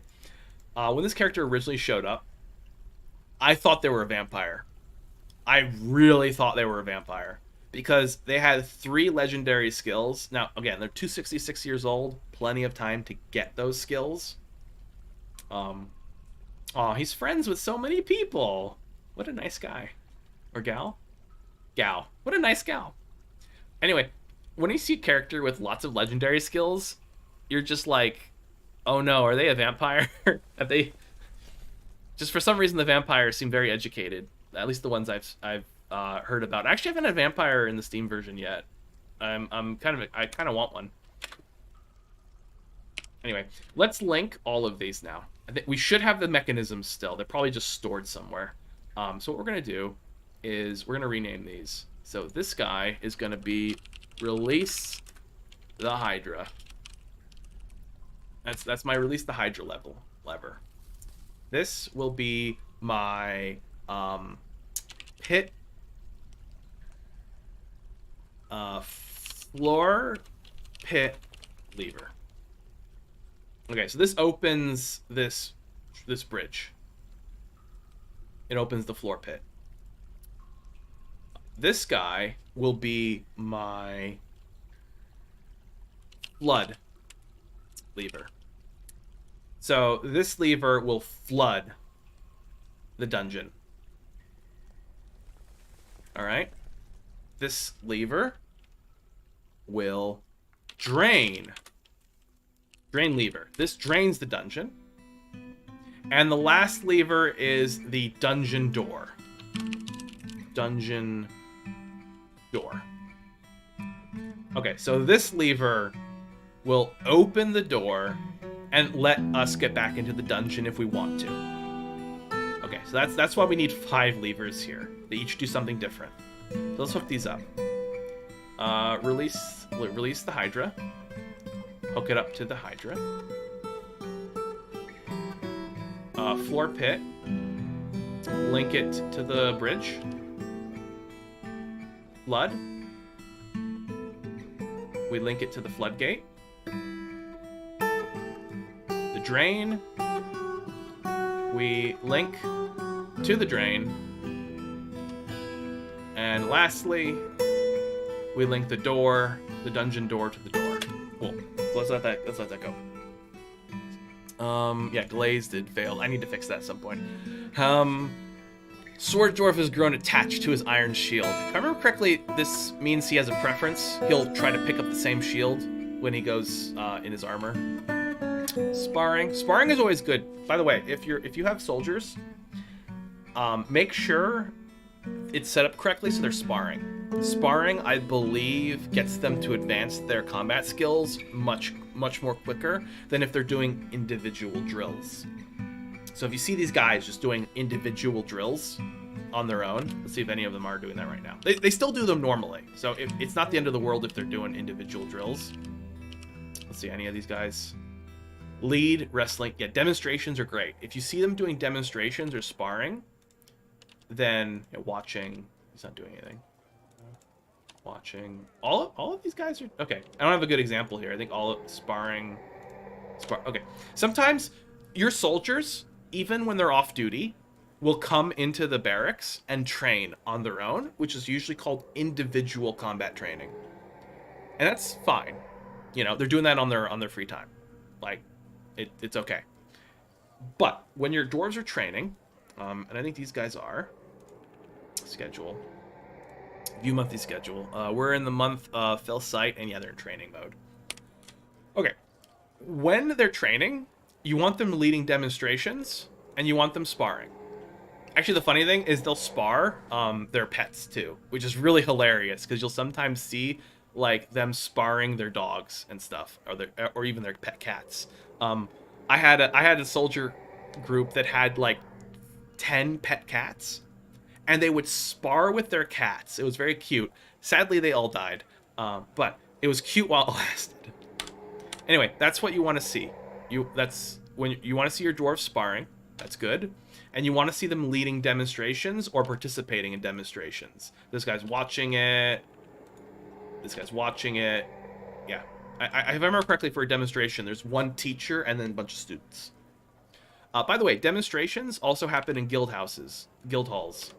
They're all socializing now. But often what will happen is the farmers, this is a farming guild, right? A farmer will come in here, and they will demonstrate farming techniques, and anybody in the room will get farming skills for free. Here for mining. Oh, here, perfect. Leading mining demonstration. Watching mining demonstration. That means all of these characters here are benefiting from mining skills just by being here. By the way, this is one of the ways to get children taught in this game, because children can't learn skills until they're 18, at least in version 50. So guild halls act like schools. So you can use guild halls. So, by the way, the fact that the Rangers asked for a guild house, which I haven't built yet, I got sidetracked about city planning. The fact that the Rangers asked for a... I'm going to forbid that door. Asked for guild hall is not a bad thing, because the guild halls allow your citizens to be taught, both children and adults, to be taught skills that they don't otherwise are able to practice often. So, for example... half the year in this area, this river is frozen, and so you can't fish here. So if you had a fishing guild with several fishermen, they could still teach fishing. You could still have citizens learning fishing skills without actually doing the fishing, because half the year it's frozen. They can't fish. There's no ice fishing yet. What are you doing? You're a scholar. You're leaving. Okay. Oh, look at that. That's so cool. Okay. Before... in this game, goblin fell into the water. Before in this game, this river wasn't showing up at this Z level because these windows weren't here. But now that the windows are here, I can see the river. That's super cool. That is awesome.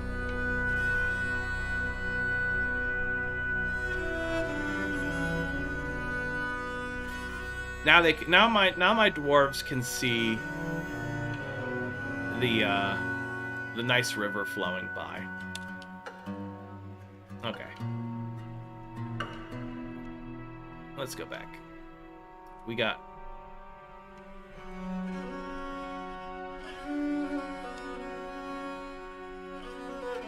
Are they linked up yet? Nope, they're not linked up yet. See, it just said a character became a miner. I don't think I'm mining right now. I don't think I have any mining orders set up. So this character, Bemble, became a miner just probably by attending those mining demonstrations. So this is like, right here, proof that guilds are great. So build guilds. They're really useful. Cool. A grown attached to a sword.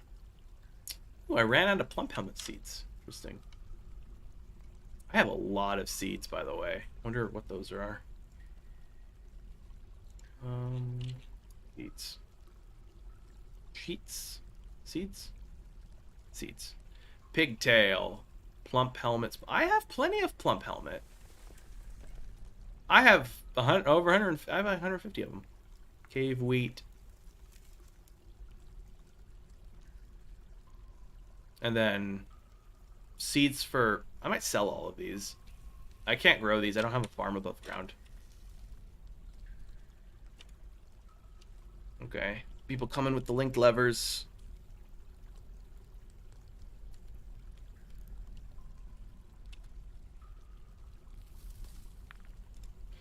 So, just because I'm curious, I'm gonna set a trainer for this Hydra.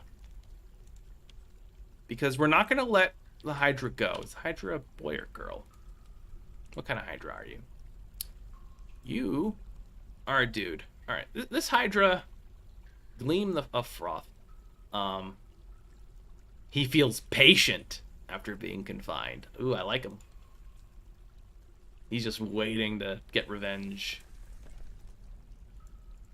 I'm going to try to train him. So if I can get him semi-wild at least, that means he might not immediately just try to wreck my base. So if he could escape, I'd have time because he wouldn't immediately start murdering people. So what we're going to do is we're going to set a trainer. And we're gonna do any because I'm not really up to speed on what is the best method for training.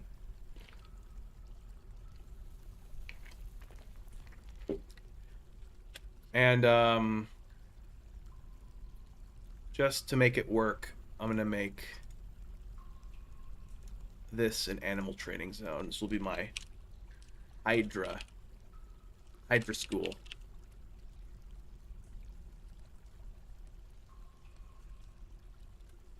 So we're going to let that go.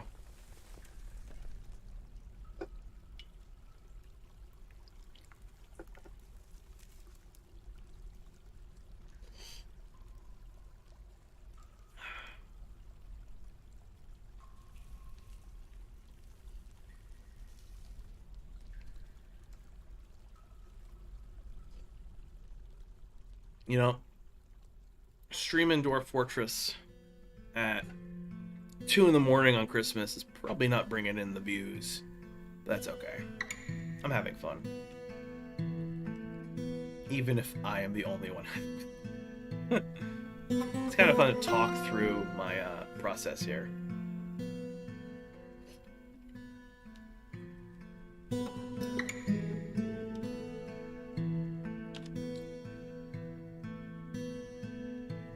Are these linked up yet? Bridge. Bridge.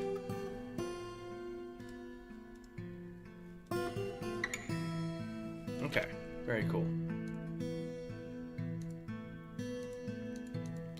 Now all we need is some enemies.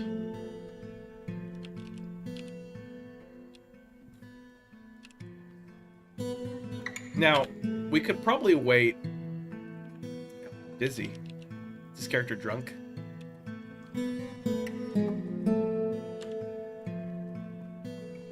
Oh, someone just barfed in the bar. Okay.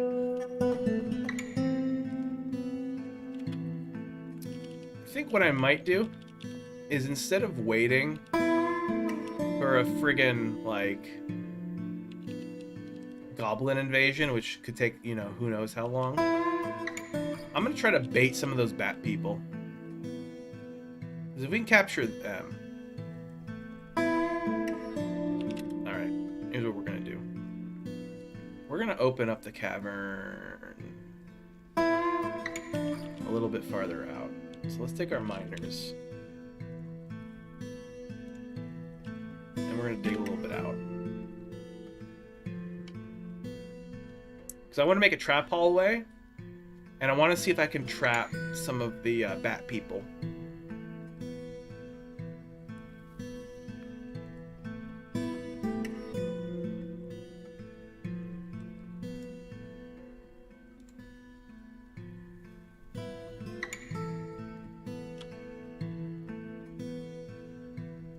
And what I'm going to do is I'm going to dig a stairway down over here and then destroy these 2 staircases up. Because I want to separate the cavern staircase from my main staircase.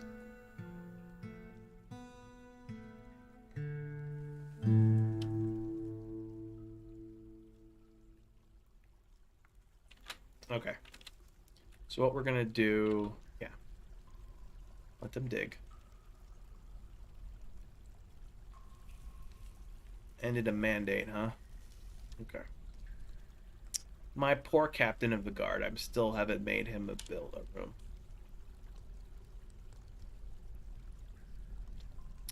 Ooh, cut gems has been completed. 50 of them. 50 more rock mugs to go. Okay, so what I'm going to do while that's happening, I'll let that go. The bad habit of just like pausing this game a little too much. Is I'm going to set my... I'm not going to do a work order for this. I'm going to click on this directly. Jeweler's Workshop. And we're going to set... Okay. Right now the game kind of lags sometimes. I don't think... It's the graphics. Because this would work. Yeah, this works just fine. The graphics, for some reason, in this game are not optimized very well. Like, if the fort is running...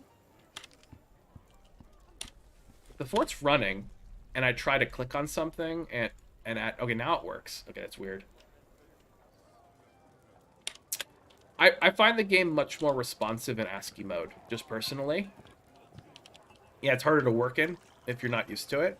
But, like, the game feels more responsive. Your clicks feel snappier. The menus pop in and out faster. There's, like, a slight tinge of delay. Especially when you, like, move the screen. Like, see here I can just, like, move the map. I can scroll through Z levels very quickly. If I go to non-ASCII, if I go to graphics, and do the same thing, there's a little bit of like a lag to it I can feel. And additionally, yeah, like see, I'm moving the screen around, and it's like very laggy. It's very laggy. Versus in ASCII mode, it's nice and smooth. I can do this very smoothly. I can do this while playing.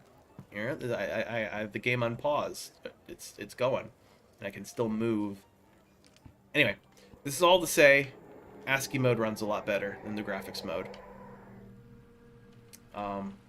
Anyway, what I wanted to do is I'm going to set the jeweler to encrust finished goods with cut gems. I'm going to set that on repeat.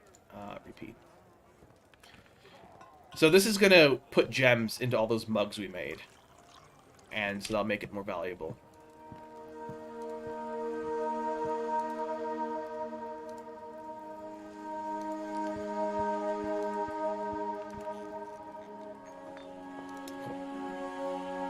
So we can see we got a character here going, so it's good. I'm gonna just chill in ASCII mode for a little bit. So I just think it looks pretty. Like I like the sprites too. The sprites are great, but I think there's just something. There's something just I don't know, something special about ASCII mode that just looks friggin' nice.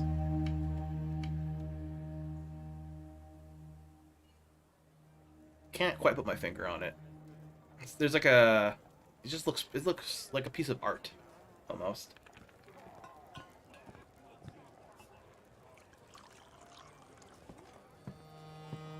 Alright, let's see how our tunnels are doing.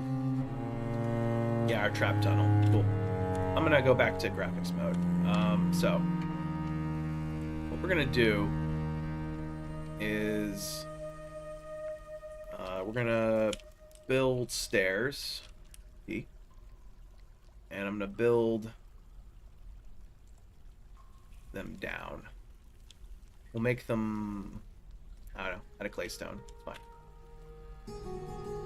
So this is going to build it downstairs.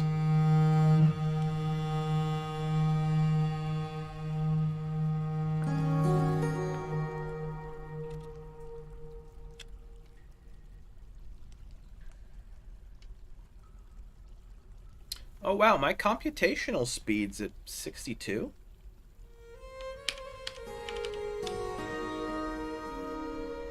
All right, yeah, something's happening in my fort that's causing my computational speed to slow down.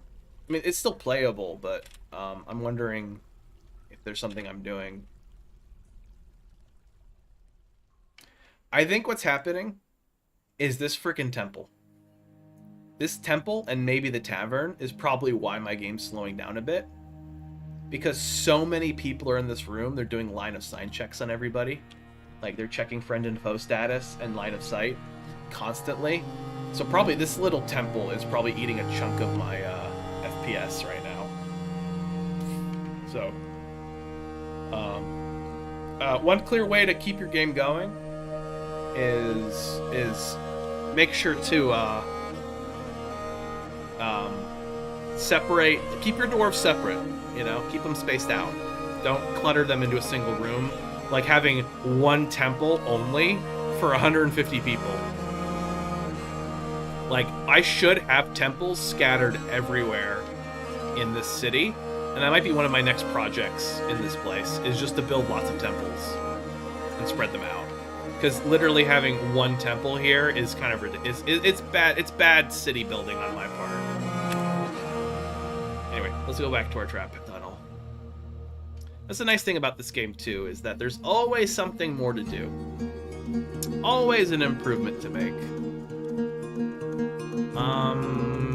Okay, what we're gonna do is we're going to kill these stairs. So, mine deconstruct and pop. Pop.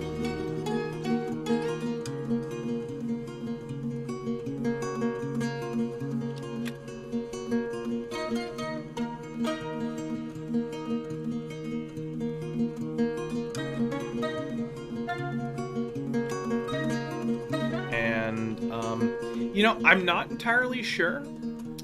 So these, I can still see the downstairs bits, but there's no stairs at the spot here, right? There's this stairs here to the hatches, and then these two downstairs sections leading to the cavern floor, but there's no upstairs part.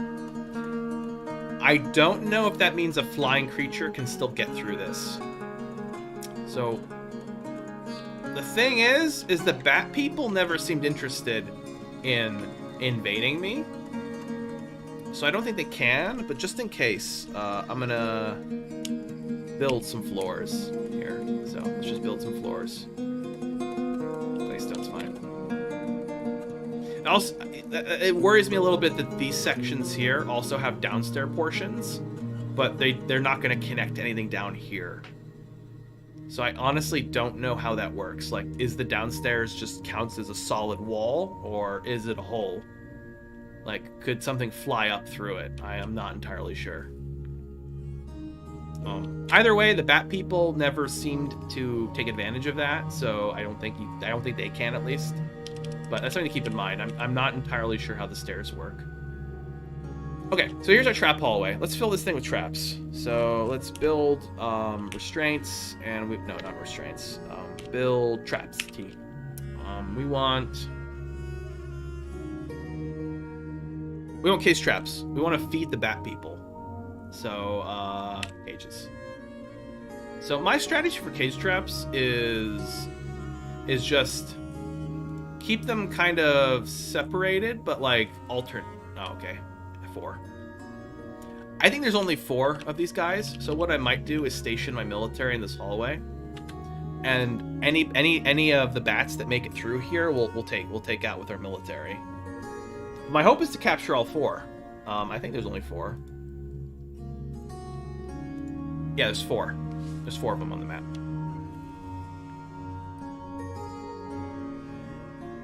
What the hell?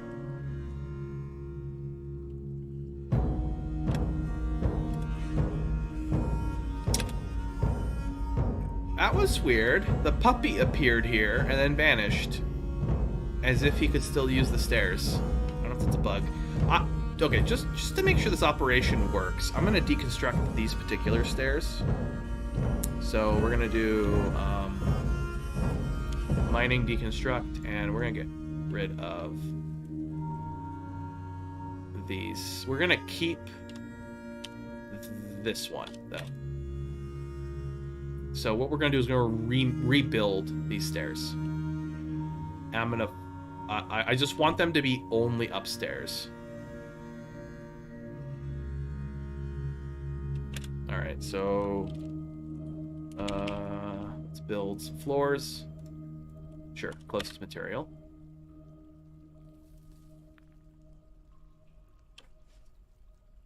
I just want to be very specific. I just want these stairs to go up, and that's it.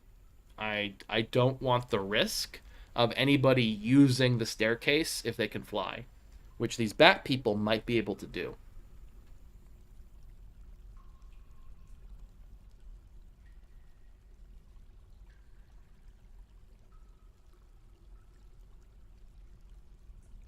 You know, the funny thing is by the time here, let's check my work orders real quick. I like to occasionally look through my labor orders and make sure everything makes sense. So lots of miners. I have more miners because the guild hall's been doing good work. But I might want to conscript some of these people in the military. Man, look at all of these people with mining skills. Holy cow. Yeah, this is all because of that guild hall. Like, look at this. Half my friggin' fortress has mining skills. And that's, you know, if any miners die, they're gonna be able to fill in big shoes. I'm not doing too much hunting. Planting is fine. Accomplished planter, sure. I'll make you one. See, like, this is probably a new guy. Came in with no responsibilities. I'm gonna make him a planter. Fisher. I'm not relying on fishing all that much. Let's do plant gathering. I'm not really doing.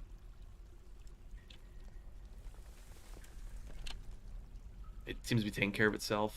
There's no surface plants. I don't know if plant gathering also counts for the farming bit of collecting your crops. So I'm not sure if this skill here of herbalist applies to your crops. I need to check that. I'm not sure. Stone cutting, legendary stone cutter. Here we go. Add him to the group. Add him to the group. Technically, it says to everyone does this, but in the future, if I wanted to have it set to only selected do this, I want to make sure my legendary dude is included here. Engravers, skilled engraver, include you. So now engraving is specifically set to only selected do this, and the reason I have it that way is dabbling engraver. We'll add you there too. The reason I have it this way is I really want the engravers to level up their engraving skills. And if it's set to everybody does this, then it's a lot of the engraving jobs get taken by randos. It still preferences them because they're skilled, but I'm forcing it to preference them by having it set only do this. Haulers fine, orderlies, whatever. Any good doctors? I only have one good doctor and one kind of crappy doctor. Okay. Smithing. I should make a smithing guild. So I got one legendary weaponsmith. I think a smithing guild would be good to have. Here's a tip. I like to set my soldiers to their own work order, but then I don't put anything in it. So the work order is fully empty. There's nothing here. Everybody does this, sure. Everybody does nothing. It's fine. The reason I like having it is so that when I'm looking through work orders, I can just immediately tell who's in my squads. Because other than that, you have to kind of open up the squad menu and like compare names. While having a work detail that's empty, but all your soldiers are in it, immediately I can see if my soldiers are occupied by other duties. So like, it's not good to have, if you only have one good miner, it's not good to have that miner also be a soldier, because, you know, that soldier is going to be training. And when they're training, they're not mining. So it's good to see if there's any doubled up duties. I usually keep my soldiers pretty free because I want them at a moment's notice to be able to do stuff. Like the only exception I'm allowing here is Dobar here is also a scribe. So if there's someone in particular you want to do double duty as a soldier and something else, that's fine. It's just I, generally speaking, like to have my soldiers free. I don't know if that's meta or anything, but that's usually how I do things. Actually, speaking of that, one thing I noticed in soldiers, Uvash here is an administrator. That probably means he would make a much better militia commander. Oh, no. Interesting. Does not.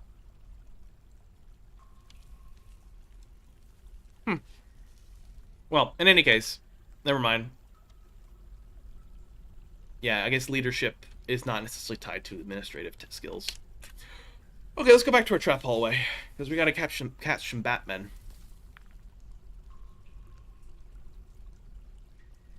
Alright. We got our hallway good. The traps are not put in yet. I think when the traps are in, these little lines become highlighted. Let's see what ASCII looks like.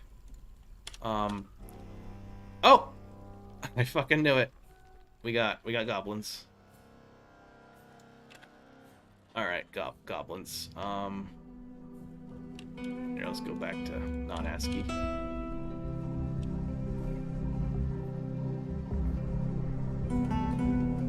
Alright, let's set burrows to be on. Let's make sure they're updated. None. Okay. Let's make sure our burrows make sense.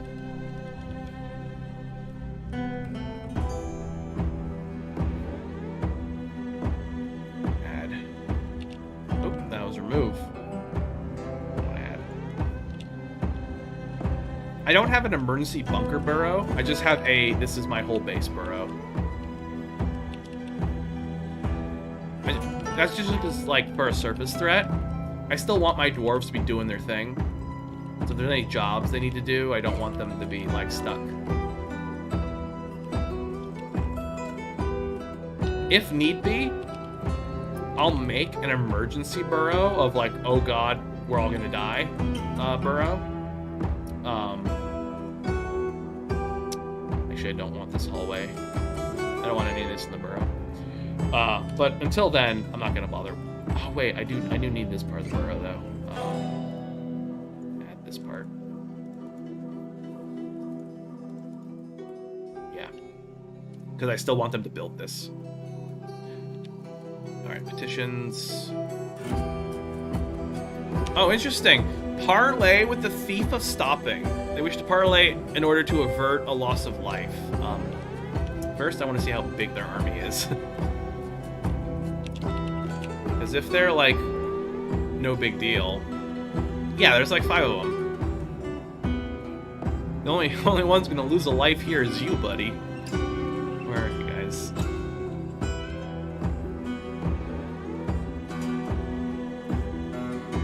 Oh, wait, there's more than 5. There are quite a few more than 5. We got what? 4, 6, 7, 8, 9, 10. We got 10. They probably want one of my artifacts. That's usually what this is referring to. Do we have any good ones? Honestly, all my artifacts kind of suck. I don't think I have any good ones. This one's like worth 3,500. It's probably my best one.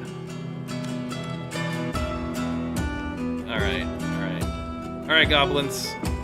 I need bodies for the Hydra, so get bent.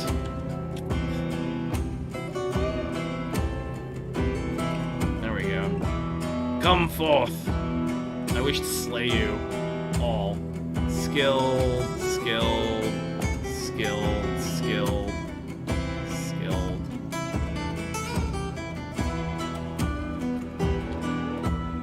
Yeah, they're not like totally pushovers. What kind of armor they got? What do they got? Copper,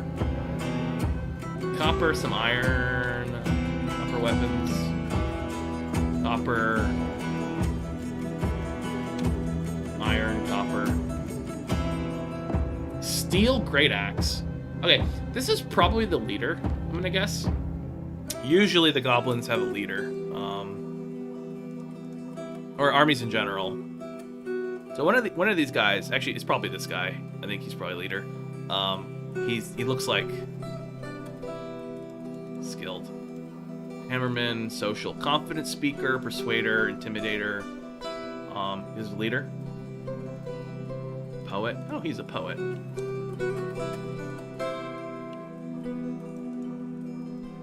Persuader. Oh, swimmer. Interesting. Oh, here we go. Climber. Right here, novice climber. This is interesting. So if we capture some of them, we should damn well check who has the climbing abilities. Because again, I didn't do my due diligence and I never smoothed my pitfall.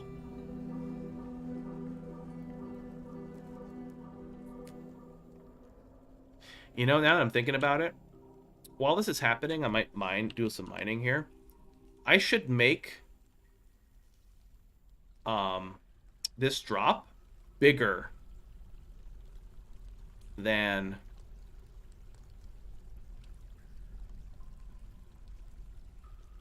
I should make this drop bigger, excuse me, than the fall, right? Because if they fall in air, then they can't grab onto anything. And I think what's happening is the goblins that have climbing skills fall, grab onto the wall, and climb back out. That might be what's happening. So what I'm going to do is, before I take care of those goblins, I'm going to set some mining orders, and we're going to mine this area out. And I'm going to need to use the dig order too. So we're going to do this one level at a time. It might take a while. The only one that's going to be a little bit hard to do is the flood part. So I'll just try to do my best. Just give the goblins less of a grip. Alright, let's go back to the fight. I got 2 people outside. What are you guys doing? No activity and fishing. Okay, get the frick back inside.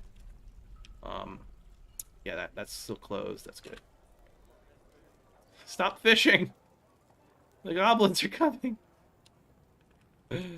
Fishing is one of those actions, by the way, the tasks, that I don't think you can actually cancel. Yeah, fishing. I can't tell him to stop fishing. Like, a lot of these tasks, I can cancel all of these. Make rock mug, make clay bricks. I can tell these guys to stop. But I can't tell this guy to stop fishing. So, you know. I might need to do the pet. Look at this. This army is coming. The army of darkness approaches. Get back inside. Come on, dude.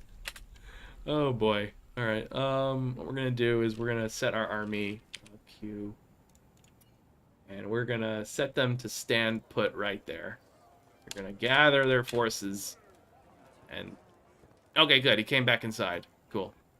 But my pet peregrine falcon has left. Come on, get spooked. He doesn't feel anything in combat. The goblins are coming. We're gonna drop some of these dudes with the Hydra. That's what we're gonna do. I'm gonna make sure they can't climb, though. I'm gonna really try hard not to make sure they can climb.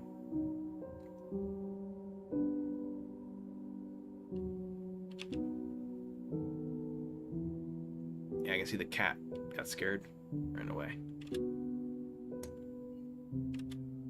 Come on, soldiers. How's my equipment going? Alright, good. They should all be equipped before the end. Hopefully they show up soon. This might get ugly. What kind of shields these guys got? They got iron shields. This might be rough. We're gonna find out. Alright, most of my soldiers are here. That's good. 4, 5, 6, 7, 8, 9. Where's the 10th guy? Oh, he's getting dressed still.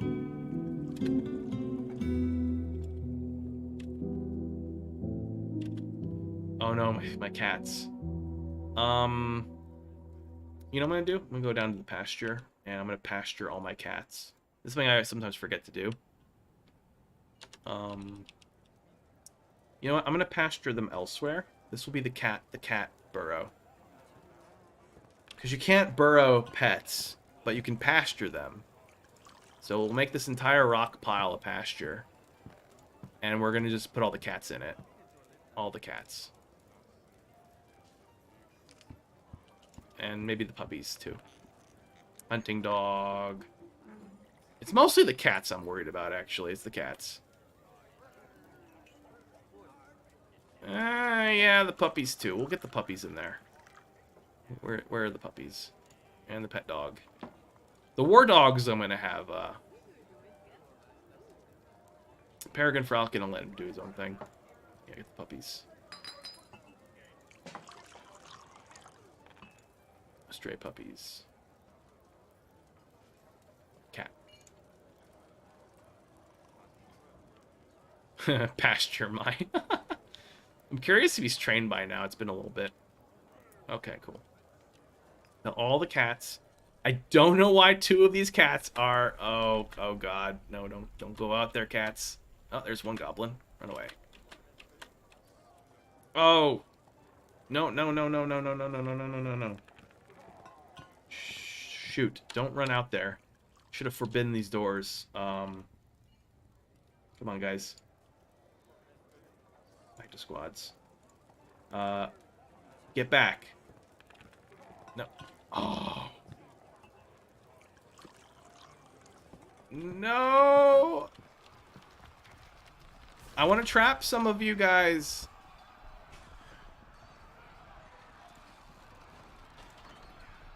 I shouldn't have let my soldiers see these guys. Alright, alright. Go in there. Go save your buddy.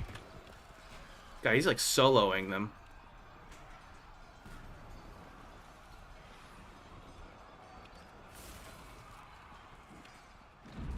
Alright, he killed them. Alright, dudes. Back off. Back off. We need to trap some of them.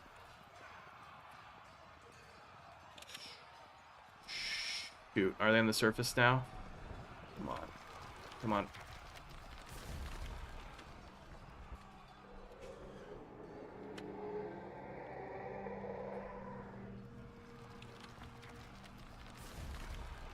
Oh, they're running away. God damn it. I mean, it's cool that my dudes were able to just wreck house, but I was really hoping to trap some of these goblins. I'm upset. That was my fault. The stupid cat opened the door and gave line of sight of the goblin to my soldier, and he just ran forward, and I didn't want him to be alone in the fight. Who was that crazy bastard, anyway? Any health problems? Alright, let's tell these guys to see who goes to the hospital. And orders. The children are pasturing the cats now. Oh, one of the cats died. Stray cat head. Well. Cat mutilated corpse. Alright, alright. That's, poor kitty cat. Those goblins are running away. Martial trance, yeah. Well, it's good to know that I can beat off the goblins with a stick, if needed. We're gonna do... I unlock all this stuff.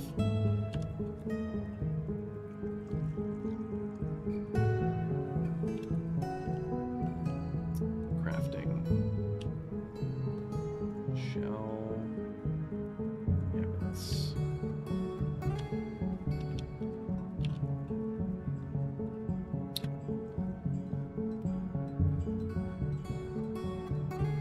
Yeah, these goblins got wrecked. Okay.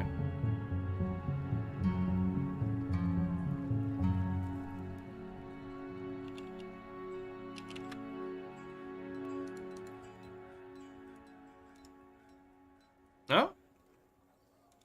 Still some goblins on the map. Are they running away? Oh, they're gonna leave. Yeah. They're gone. Let's set... we're gonna dump most of this.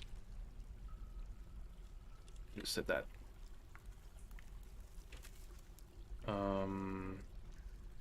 IP. We're gonna dump the cat as well. Gonna send them to the Atom Smasher. I sometimes... Ooh, there's a rat there. I sometimes... Ooh, is the bird gonna go? Hey, that's cool. The bird killed the rat. That's cool. My peregrine falcon. So that's interesting. So an alternative to cats are peregrine falcons. So if you can capture and train some peregrine falcons, like this guy, he's semi-wild, so he's not fully trained, but he is bonded to one of my dwarves. So I think he'll stay trained because he has a bond. But anyway, these guys make good vermin catchers, and they don't breed as fast as cats. So anyway, that's my recommendation on peregrine falcons. They're neat. But yeah, we're gonna Atom Smash these goblins for the most part.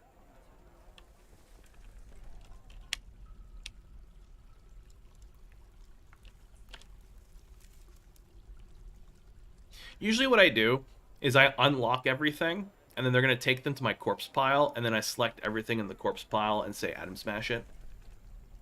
All these like vermin remains and stuff will usually I don't really care about. Like I don't think I have labor standing orders. Yeah, workers ignore outdoor vermin remains right now, so they're gonna ignore any orders I give on these hamsters, these dead hamsters. But they will obey the order on the dead on the corpses, so they'll bring it to the Atom Smasher. The reason I didn't do the Atom Smasher right away to tell them to Atom Smash all this right away is I want the clothes. I want the clothes and armor. So if I just unlock it, they'll automatically collect it for me. So this is a way to... So like a corpse pile. It doesn't have to be a refuse pile. You just be a corpse pile. A corpse pile, a dump pile, and the combination of the two allows you to pretty efficiently strip the bodies of dead enemies. You just need to unlock the enemies, let their armor and weapons be collected, let the corpses be taken to the corpse pile, and then set the corpse pile to dump. So just select everything in it and say dump it to your Atom Smasher. There's a nice, efficient way of doing this.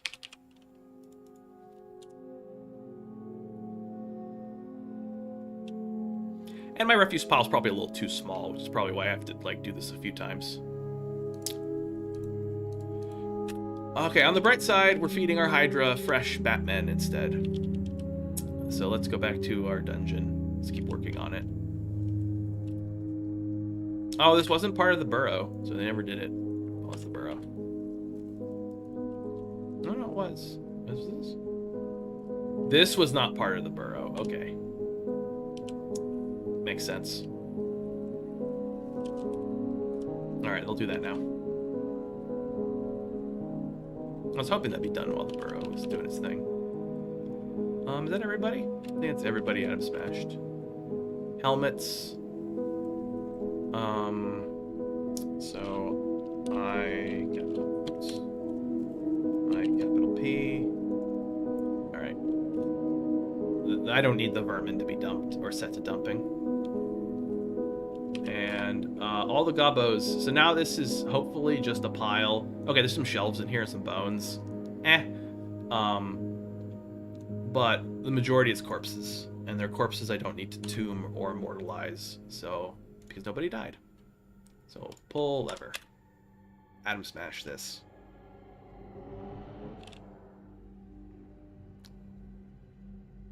And there we go. Speaking of which, anybody in the hospital? I don't see any blood, so... I should... Oh, I clicked out of the combat log like a dummy. Oh, mayor's been reelected. I was really curious. I think it was a mace dwarf that charged forward. Might check the kills on my dudes. So Q, select everybody. Let's equip. Not really a good efficient way to do this, but I'm curious on their kills. It's 119 right now, so no kills there.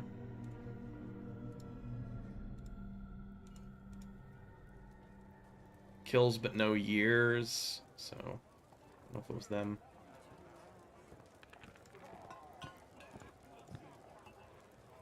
Kills last year.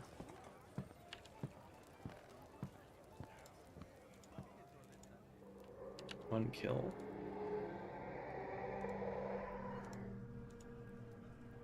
No kills. Oh, Great Trap Goblin 2019. Or 119. I was wondering if the guy has multiple kills from this year, because he was soloing.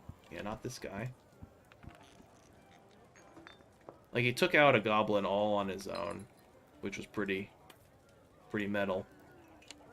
Problem is, like, goblins that aren't historical figures or aren't, like, important, they don't get named in the record.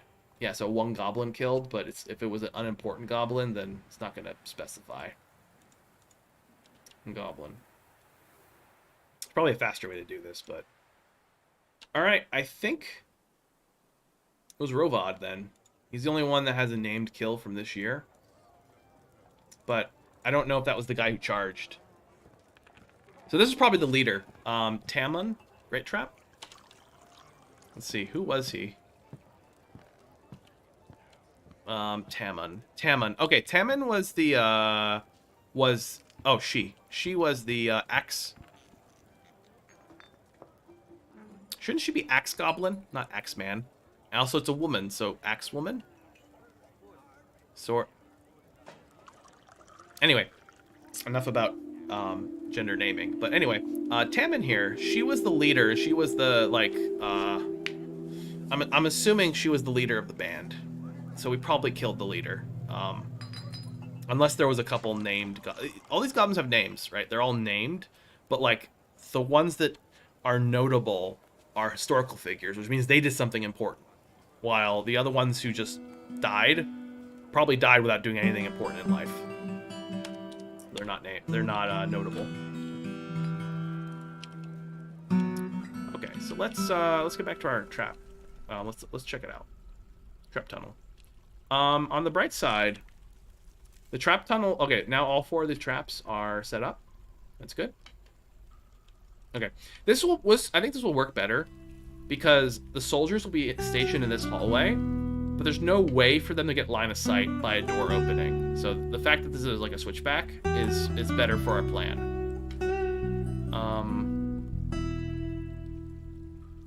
Oh, I'm also gonna build stairs.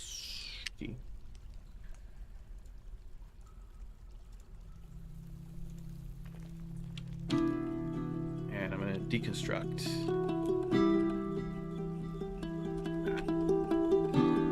What I'm doing is I'm making sure that there's no downstairs part. These only go up. So this part is completely sealed, I think. I think that's how this will work.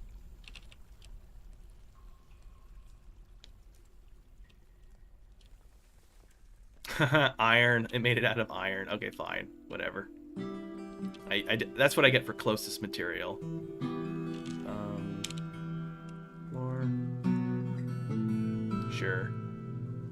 I have a lot of iron, so this is not a big deal.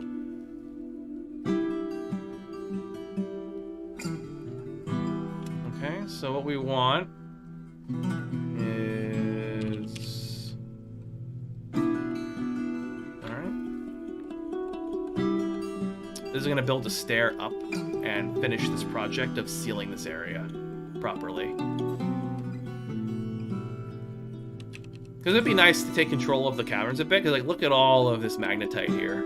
All of this lovely... Oh, no. Natural platinum. Okay, cool. There's platinum magnetite here. I'd like to mine this whole thing out, but we need to get rid of the Batman first.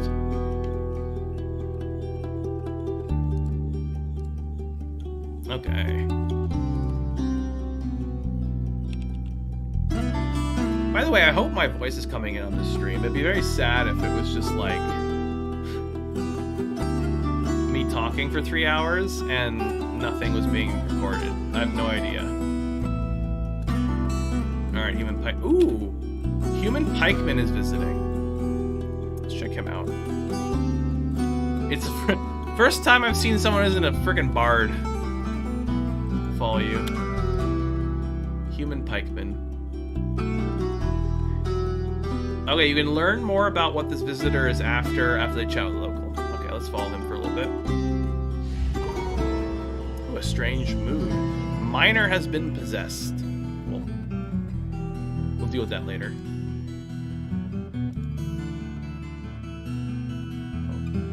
He's going to the tavern.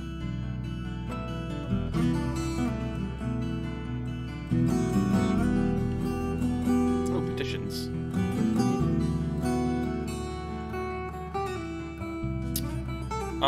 The Silvery Company, which is my mining guild, has many members in St. Gears and requires a grand guild hall.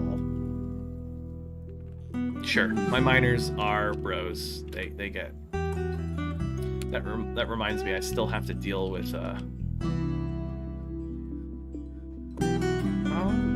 let's see. I had a ton of statues here. Oh, these are silver statues, that's why. How much silver do I got? I haven't been mining a lot recently. I just mined a lot of iron and stopped.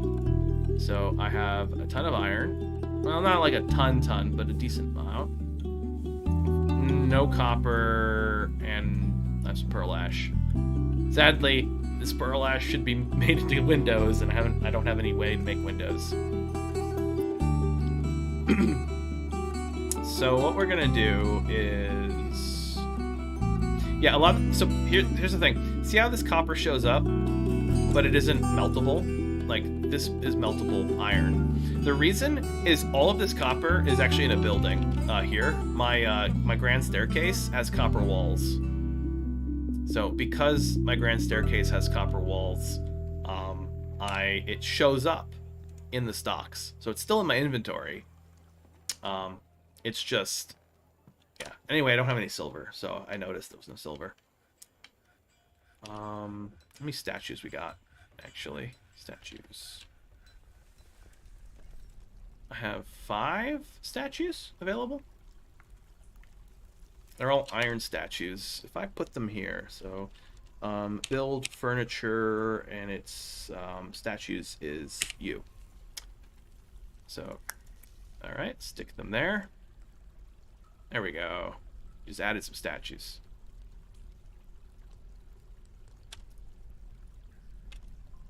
These are silver statues. Let's check out what's the value of this guild hall.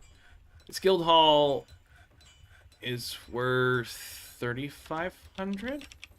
What are you worth?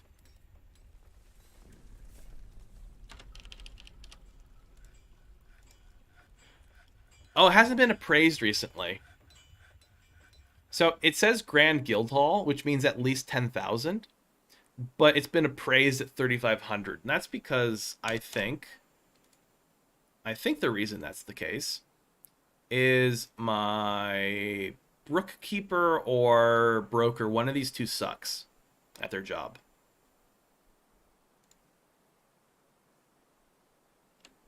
So I don't know how skilled Bemble is.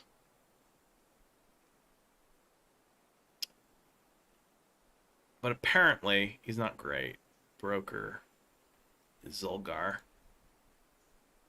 I wish I could see my current guy's skills. I actually have a lot of folks that are good at this. Oh, wow. This goblin is pretty up there. I kind of want to make him my broker. They already have a manager.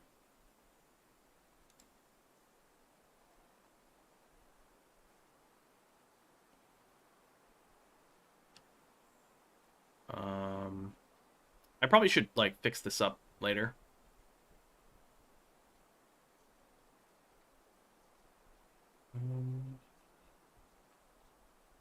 Because I probably have citizens in my town that could do some of these jobs a lot better.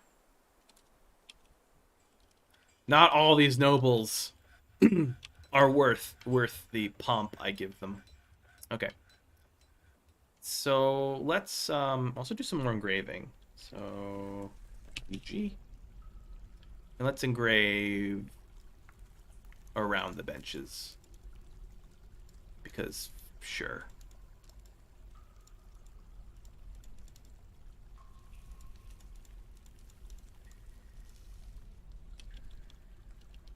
I think that's neat. There.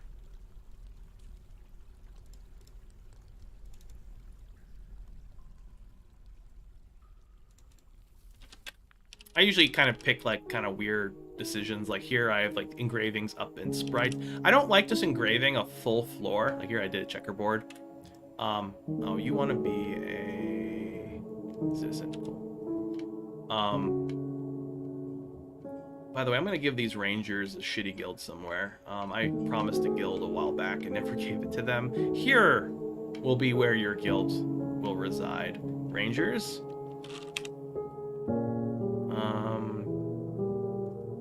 Which I'm worried. I'm under the river. Yeah, I'm under the river. It might give me aquifer warnings. Let's build somewhere else. I don't want to build on the nice side of town because I don't like my rangers very much.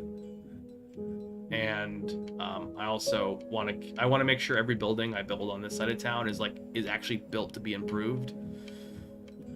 Well, over here on this side, it's okay if it's all sandy loam. I don't mind. So we'll do it over here. Here's where your illustrious guild hall shall reside, rangers.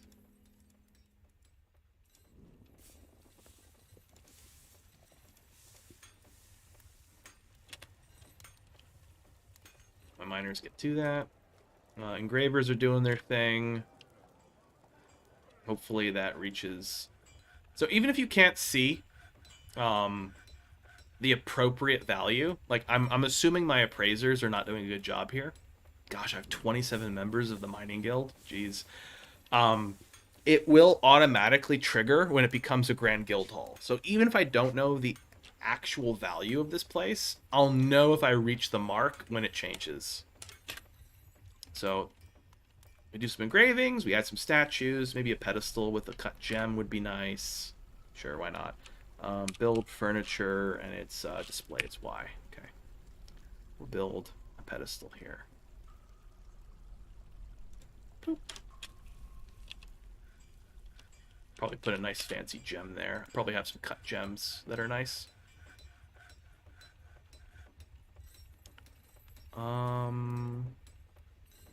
Cut gems. Yeah, I got a bunch.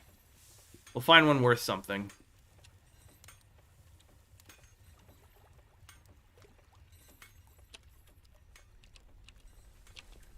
Shame you can't see the value listed in the stock screen. It'd be nice to just scroll through and go, oh yeah, these gems are worth a lot. Alright, that's being built. Let's go back to our dungeon. So we have some work to do here. Okay, cool. So what I'm going to do is I'm going to set a miner.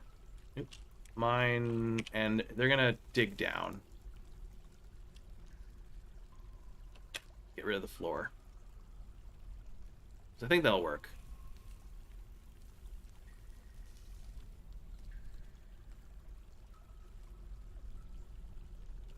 Oh, yeah. Let's check out... Oh, okay, I accidentally clicked the message out. Possessed Dwarf is on a craftsman shop, so let's find him. So we should check up on him. Does he need anything? Craftsman shop.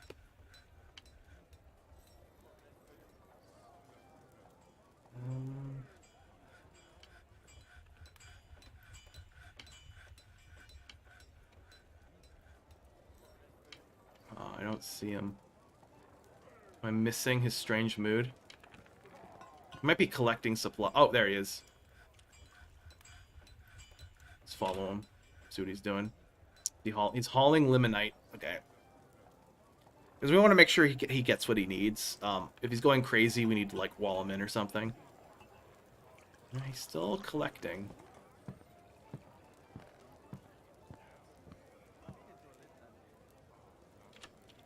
He was using this shop. We'll have to come visit him later.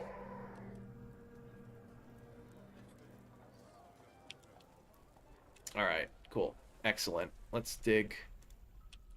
Mine this out. And I want to flatten all of this. So that will take X. It's a little nonsensical. The remove constructions and okay, this removes walls, floors, constructed tiles, and ramps. I don't know why they pack so many random features into that one removal tool. But it doesn't take out furniture, which is annoying as hell.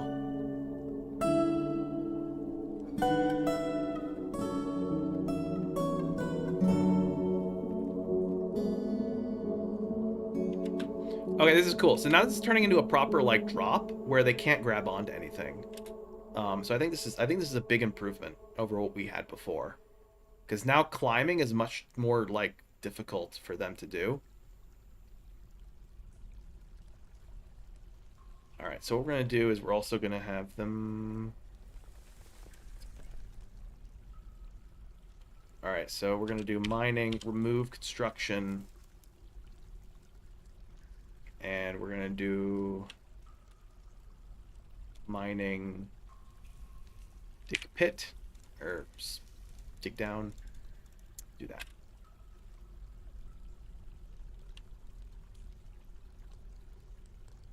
Hopefully I get a notification that the strange mood is progressing well.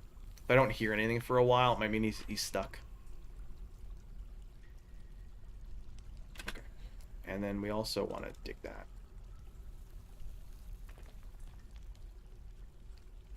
Digging pits can be kind of an art, because if you do it wrong, it's a good chance you do a cave-in and you kill all your dwarves who are mining. I have done that personally several times.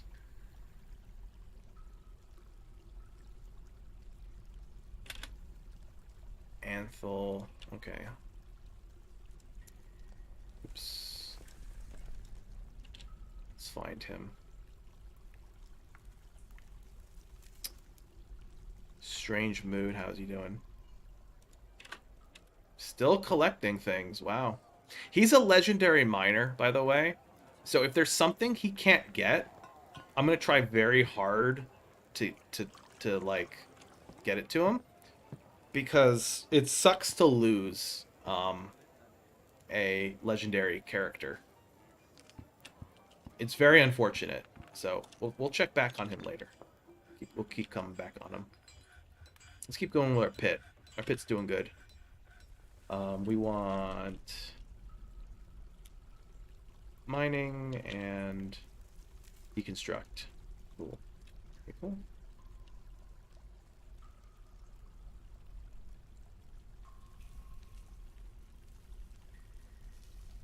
So sadly, we're not going to remove the floor on this upper tile here, because that's where the grate is, and I don't want to expose the grate. So this will have to be a little special. What we'll do is what I'll probably do is do all of this part. I think will be good.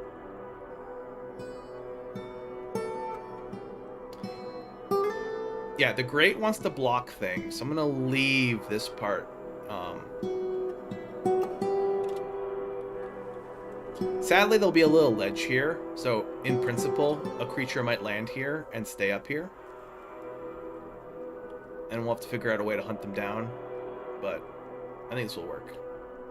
There are much better designs for pits. This is like me trying to salvage a crappy pit design that I did originally. So this is really like we're doctoring. We're trying to just be a doctor here and save the pit.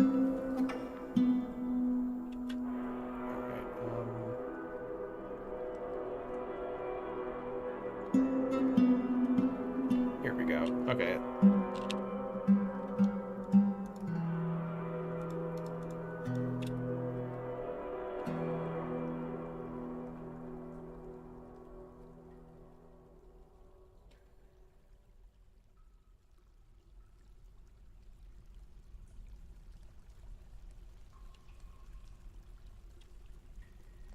Let's check on our miner while we're doing this. Strange mood. How's he going? Oh, he's not building anything. That's not good.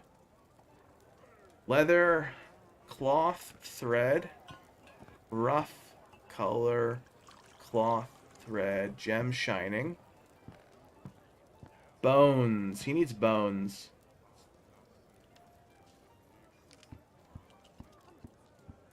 Yeah, okay, so I need to slaughter an animal.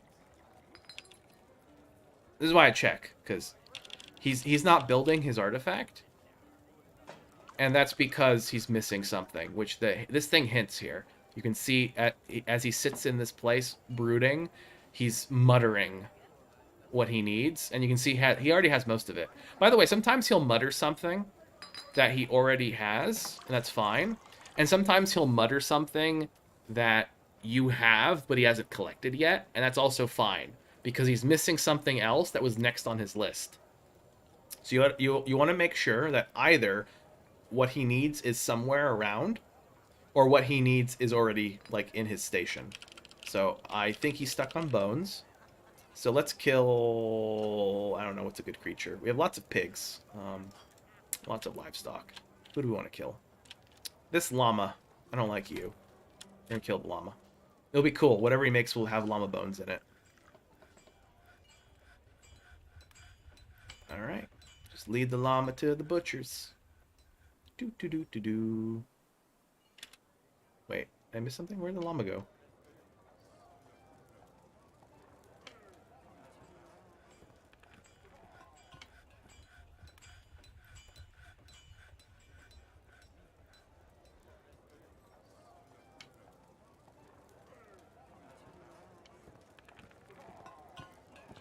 Oh, the llama's dead. Okay, cool.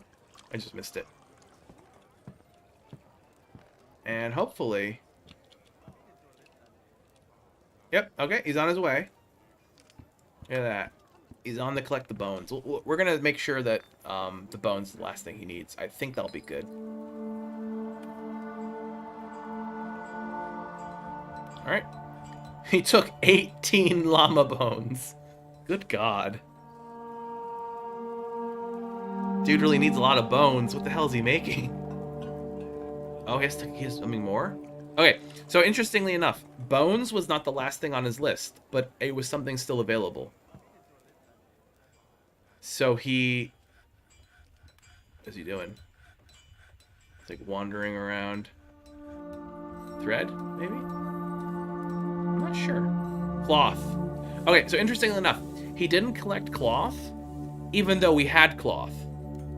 It was because cloth, he does it in order. In the Strange Moods, they do things in a particular order. So you have to find out what the blocker is. Ah, there we got the notification. He has begun a mysterious construction. So we saved him. So now he's going to make something cool. So we have successfully navigated that Strange Mood. Let's go back to our pit. I've been teasing this Hydra pit for like 3 hours now. Let's actually do it. All right, let's what we're gonna do is we're gonna cave in the ceiling. Oh, not cave it in, but we're gonna dig it out. So mine you and get rid of it. Okay. And then we also need to block up all of this. So this is, yeah, this is all connected.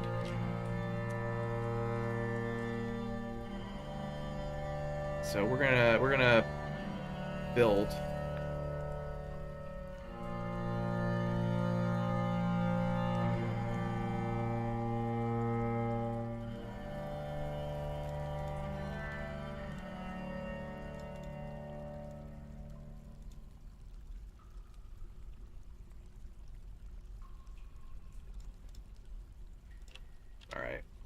I'm going to seal now this staircase.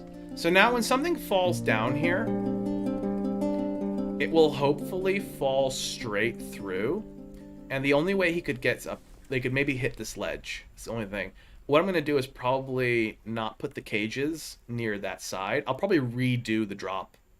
Make it 2 wide rather than 3. Oh. The Hydra has reverted to a wild state. because no one was training it for a while. So that Hydra was semi-wild for a bit, I guess.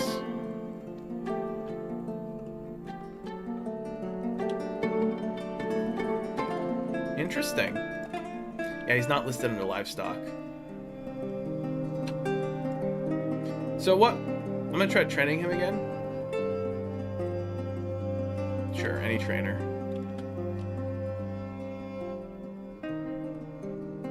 We still got a while. That's what happens if they're not trained properly. They can break out of it. And I think Hydras can never be fully trained either. Anyway.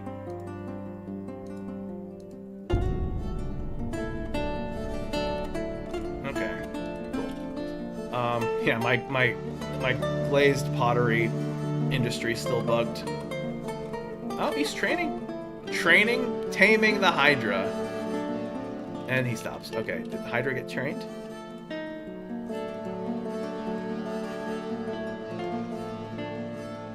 Okay, he's no longer on the others. Is he in the list? Oh, wow. Semi-wild caged. Unavailable as pet. Oh, we could butcher the Hydra now. By the way, Hydras are great to farm and butcher. Yeah, semi-wild's hard to deal with, right? But the thing is you can get really good gear and stuff out of them, and they sell for quite a bit. So farming these guys is a good thing. Like, it's a great find that we got him. Though we're gonna use him for goblin executions, or, you know. All right, let's go back. So this is now mostly done. As long as we release guys in the bottom two corners, the bottom two tiles, we should hopefully have a nice drop. And they'll probably they'll take some injuries. They probably won't die. This is not that big of a drop. It's kind of big, but they'll be wounded, but not necessarily, you know, mortally wounded. And then we'll release the Hydra on them. Actually, I'll probably release the Hydra first, so they can't kill it in the cage. I don't know if they can attack it. All right, let's go back to our trap hallway. Let's do this. Let's set our army to meet here.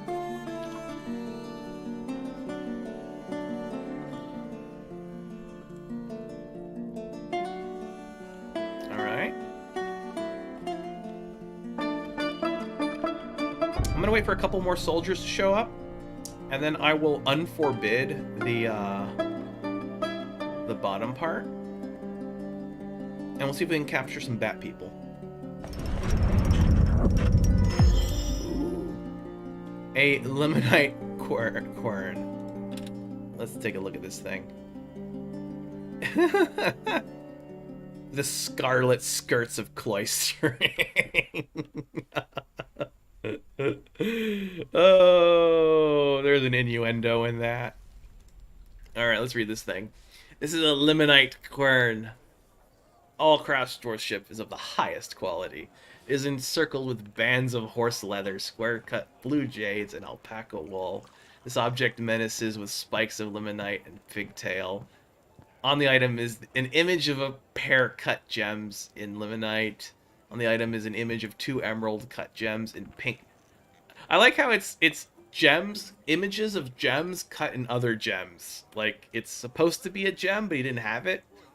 On the image is an image of Zon Wiseguild, the native platinum ring in a paca. Oh! Okay. It has an image of another artifact. Right? Remember the ring maker? He named the artifact after himself. Right? He made a platinum ring, and he named it after himself. So this is an artifact with the image of another artifact in it. On the item is the image of diamonds in llama bone. So it's kind of funny, like image of diamonds, but in llama bone. All right, that's very cool. That's very, very cool. Also, it's hilarious. This is what is this thing used for? It's like a grindstone, I think. And just to make sure, we don't have this fancy ring, right? We have a ring, but it's something completely different. Yeah, it's a limonite ring.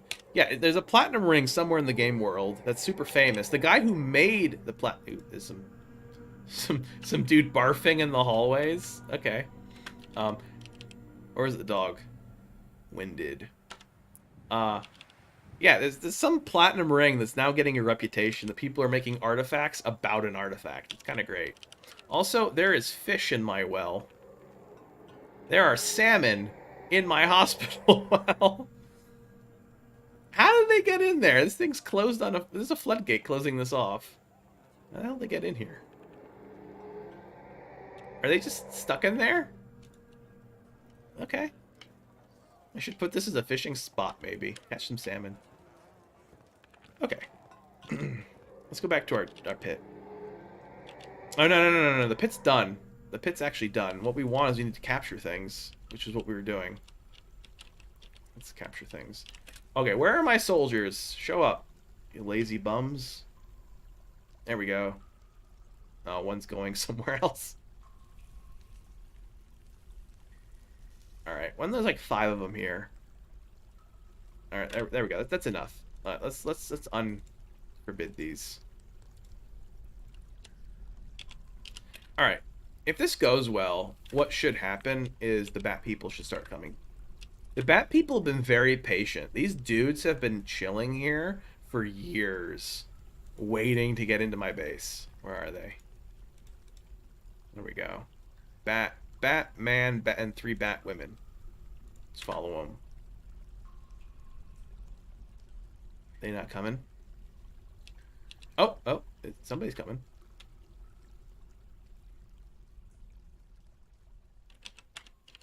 Alright, I gotta make sure I'm watching this thing.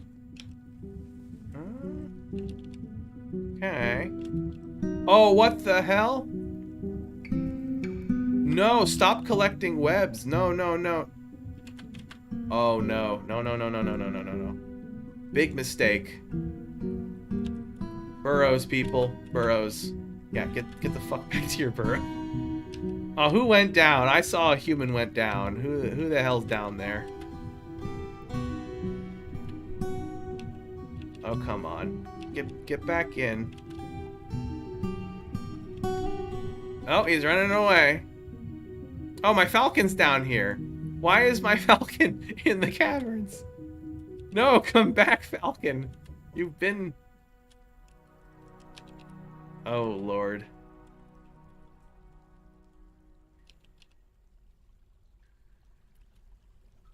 Yeah, come... Okay, so you...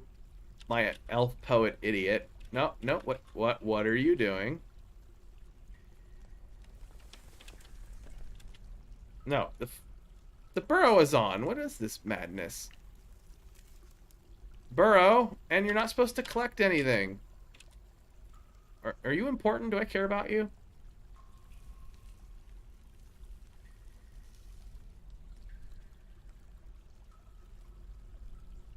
Wait a second. You're one of my soldiers. What the hell are you doing? E-tour? Ezem. Oh, wait a second. You're in a squad, the Cooperation of Hammers. But I don't have a... Oh. Okay.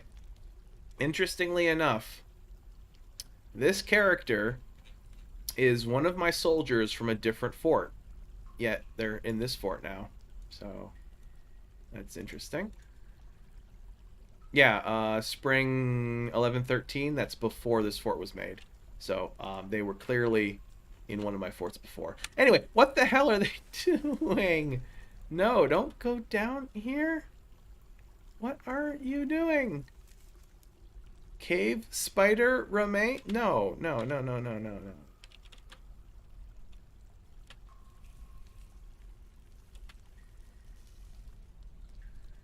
Okay. I desperately just want the bat people to come up. That's all this is supposed to be about. I swear, I'm not going to save anyone else who comes down here. And... where are my bat people?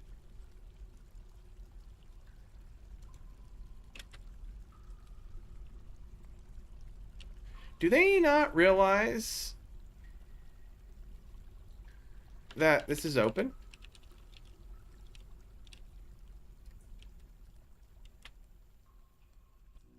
It used to be that they'd rush for it.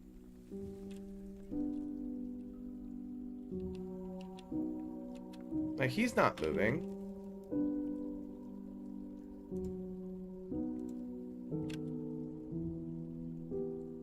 Not moving.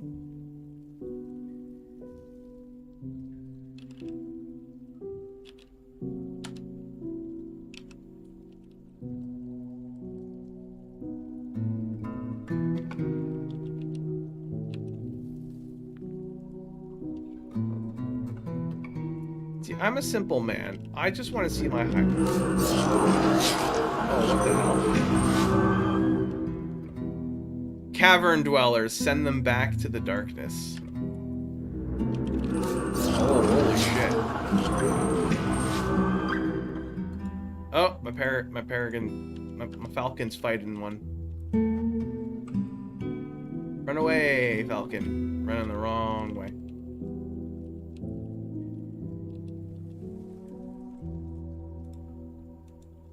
Okay, how many of these people are there? Probably good to know. Others. Oh, holy crud. There's a lot of them.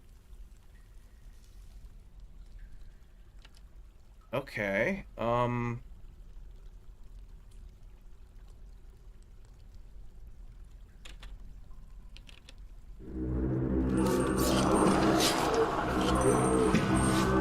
Even more. Okay, this is probably more than I can handle. Oh, that's interesting. So bat, and then Toxigat? Your name is breath dissolved. Wait a second. Oh, these aren't named characters. They don't have names. But their leader does. Okay. That's your name, Toxigat. 13 years old. Wears bronze. Is a citizen of a civilization. Okay, so clearly there's a bat civilization. Okay, so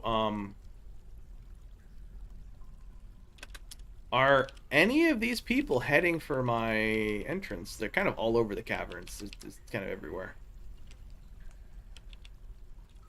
What I really want to see is a couple of them making it their way over here.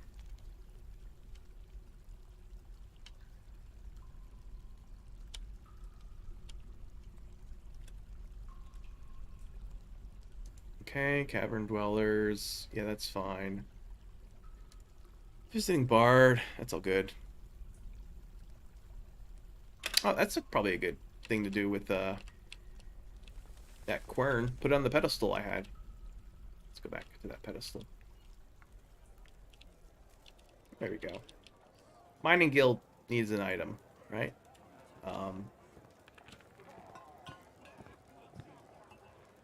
Let's see.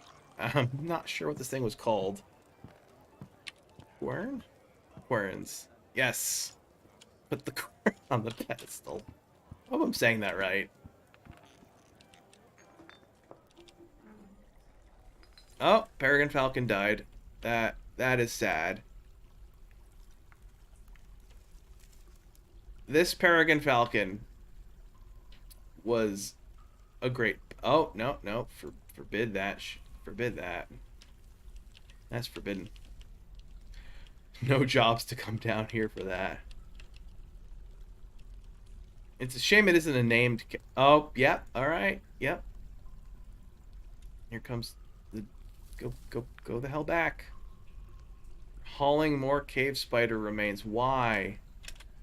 Where are you hauling them to?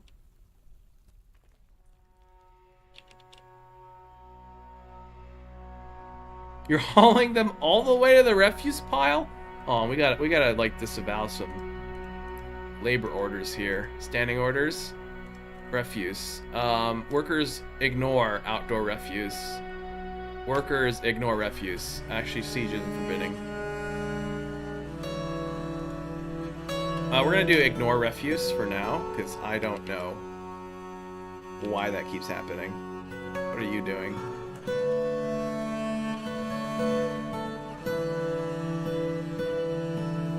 it. You're not.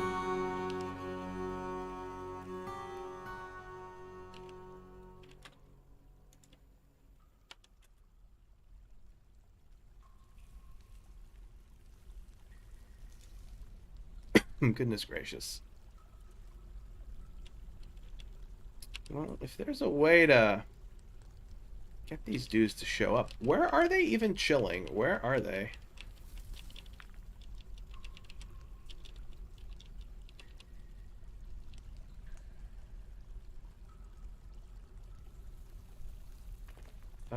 Others. Decent number of them. Oh boy. But are they actually approaching? They don't seem to be. No, don't retire. I mean, my game is lagging for some reason. Are you guys approaching? Or are you just wandering around?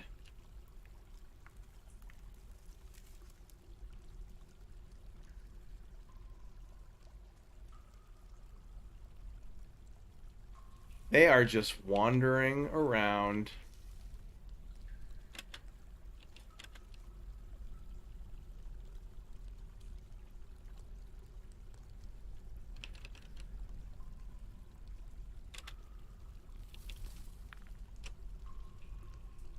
Hmm.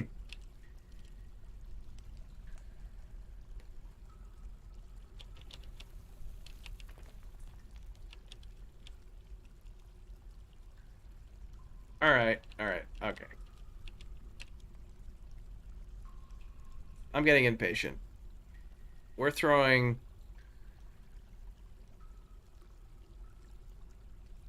We are going to throw some animals and feed the Hydra. Because I am tired waiting for goblins. Oh boy. Alright. We're not even going to throw the animals down. Rather, I'm going to pasture them down here. Except... Alright. Who do I not like? Okay, this is... I've been waiting too long. What I'm going to do... What I probably need to do is aggro the bat people to attack me. But for some reason, they're not doing it on their own. Alright, the llama is going to go. And... the mule.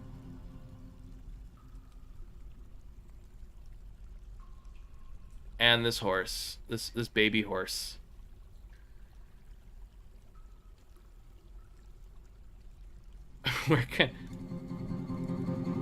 We're gonna take the little hamster as well. We're gonna you know what? I don't like hamsters.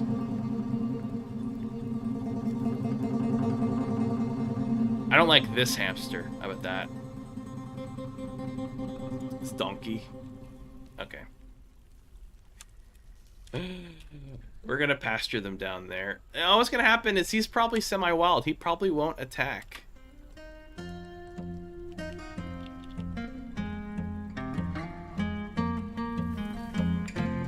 He's probably... Yeah, he's semi-wild. There's a decent chance he's not gonna even bother eating. Oh, so training this guy was a mistake.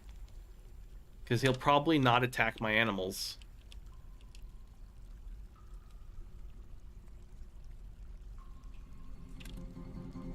Speaking of which, let's get the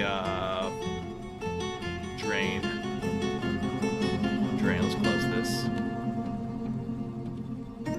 Oh! Batwoman and the Scholar is fighting. What the heck is the Scholar doing down here?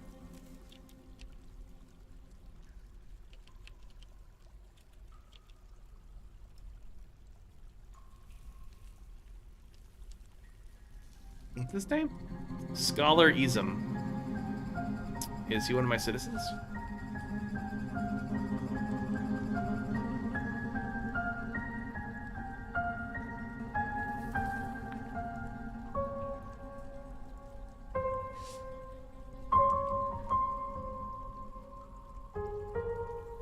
It's kind of weird.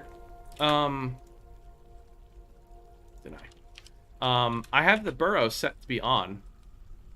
Right? Yeah, the burrow's set to on, and it says don't go outside the burrow. So the burrows aren't absolute. It's kind of strange.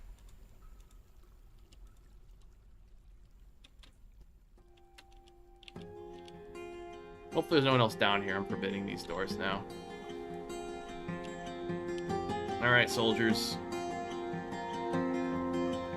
Go back home.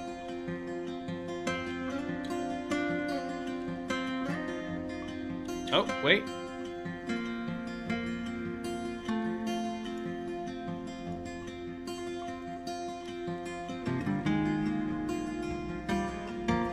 We might... On.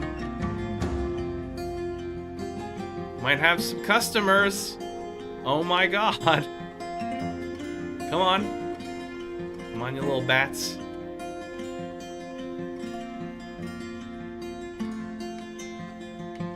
Come on. Oh my god, we're gonna get a couple. What the hell? They finally noticed? Thank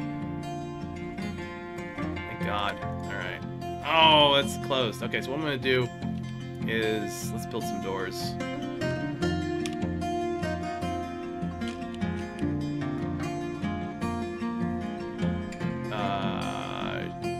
Sure.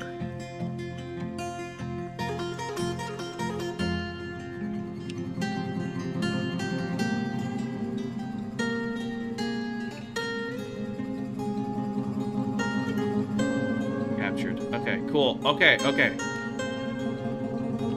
don't know if any more of these people are coming, but we need to get these guys out fast. So I'm going to change the burrow and include the cages.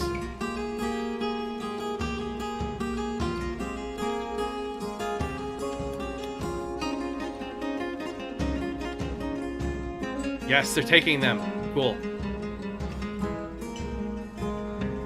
Our patience has been rewarded. Oh my god.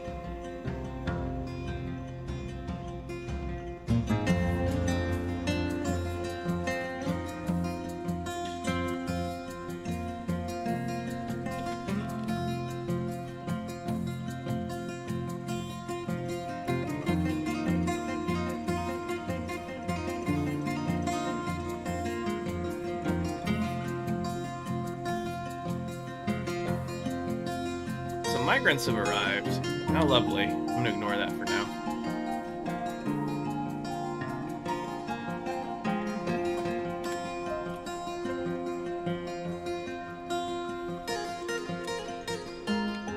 Build hatches.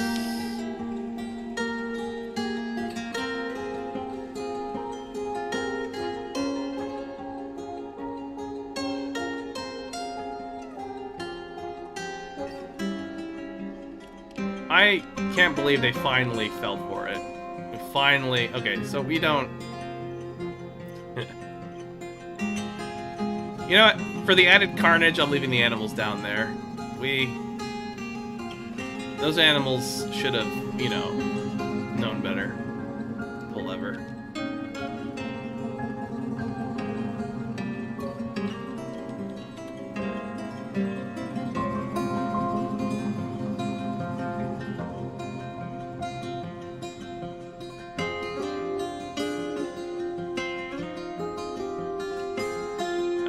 We need to set up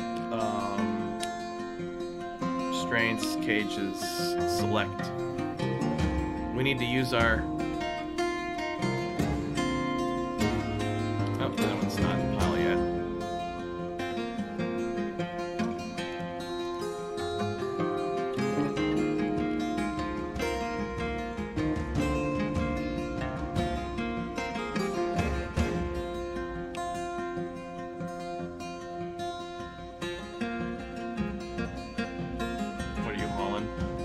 Cover, okay.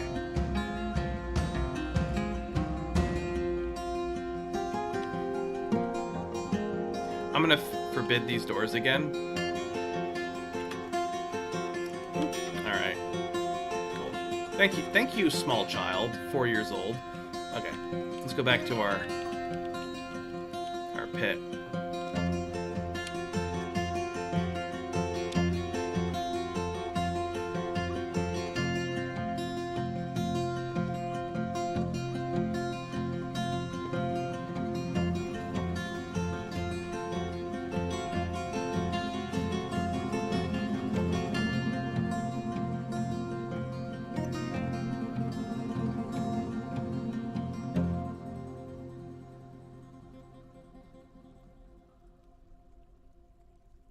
Okay, so after the long wait of 3 hours and 20 minutes, or however the heck I've been streaming. How long have I been streaming? Don't know at this point. Yeah, okay. Alright, we're finally gonna feed this Hydra. I feel like we made a lot of progress in the base, and my voice is shot.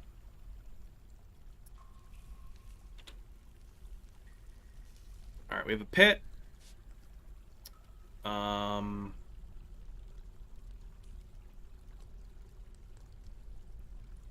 See, we have a pit zone.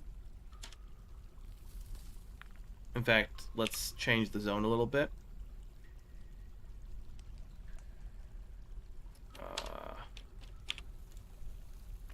Redraw it.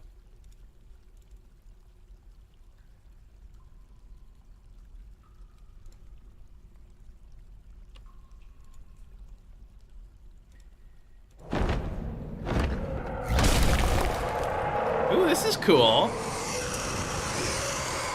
The Forgotten Beast, Uzbad, Stozu has come. A gigantic swan with external ribs. It has 3 long spiral horns and it squirms and fidgets. Its mint green feathers are fluffed out. Beware its deadly blood. That's cool.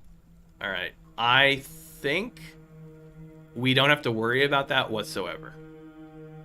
So what I'm going to do is draw the drop zone. Yeah, I think we're good, because here, let's look at where this thing is. Uninvited guest. That's our swan. 406 years old. Is quite durable. Actually kind of curious. It's probably going to fight the bat people.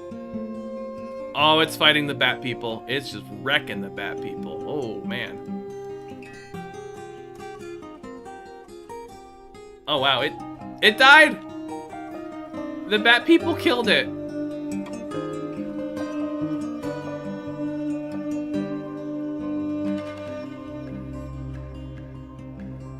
Okay.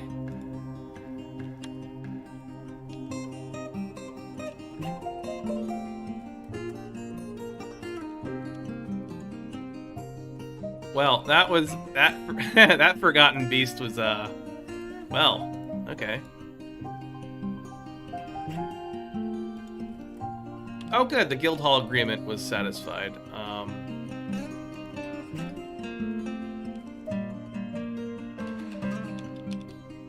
Sometimes the Forgotten Beasts are pushovers. It's just a thing.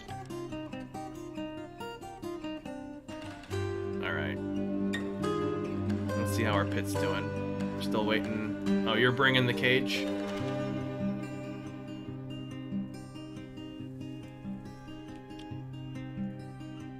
As a precaution, I'm going to station my military just outside this place.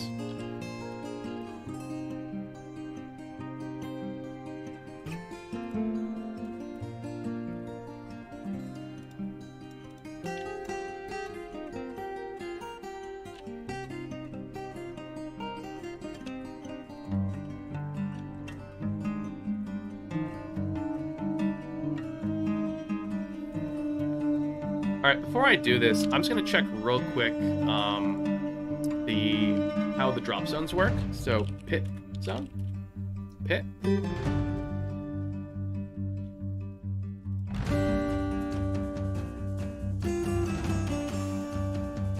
Pit. Pit designation.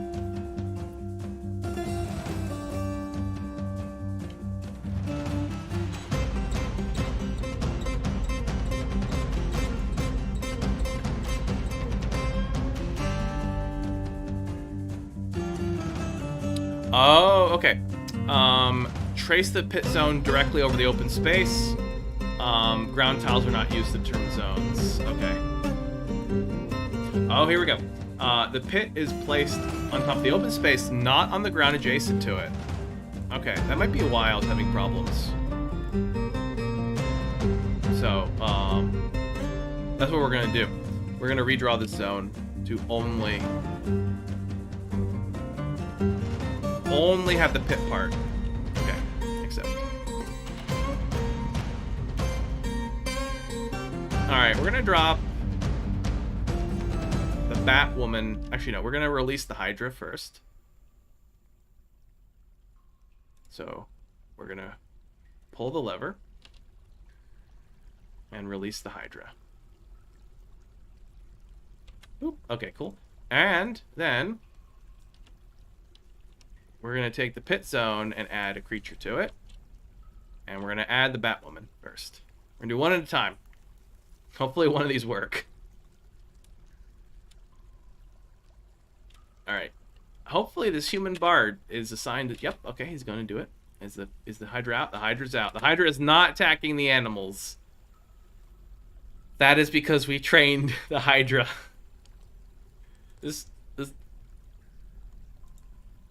Okay. It is satisfied after receiving food. Okay, the Hydra is apparently our pet now. It doesn't attack our creatures. Hopefully this bat thing will, though. Nope. Oh! There we go! Wait, what happened? Oh my god, he flew out. These things can fly?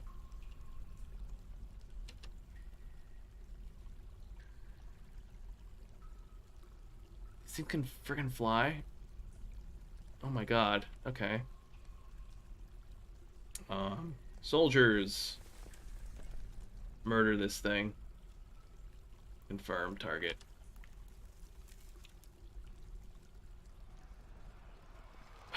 Okay.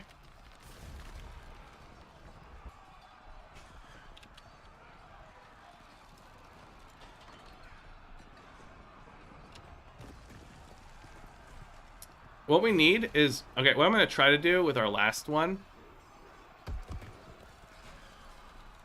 You had the Batwoman fair. The Hammer Dwarf just...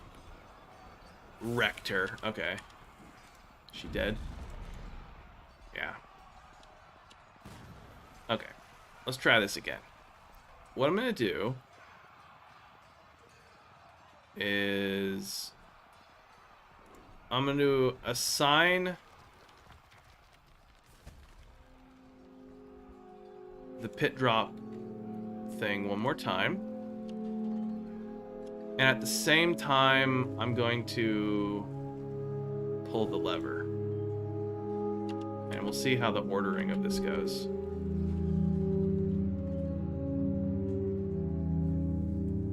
Okay, we got... My hope is 2 people show up. Okay, 2 people. No. 1.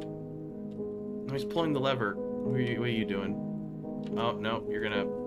Damn it.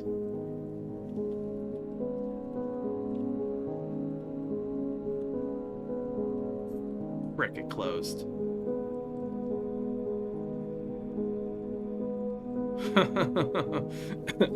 Throwing prisoners down this thing is harder than it looks.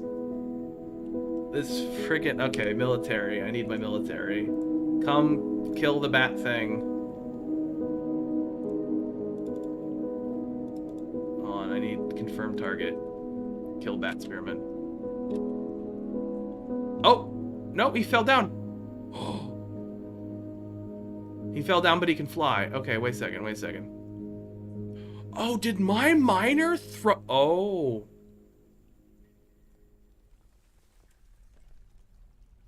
Did my miner throw him in? Wait. Hold off, military.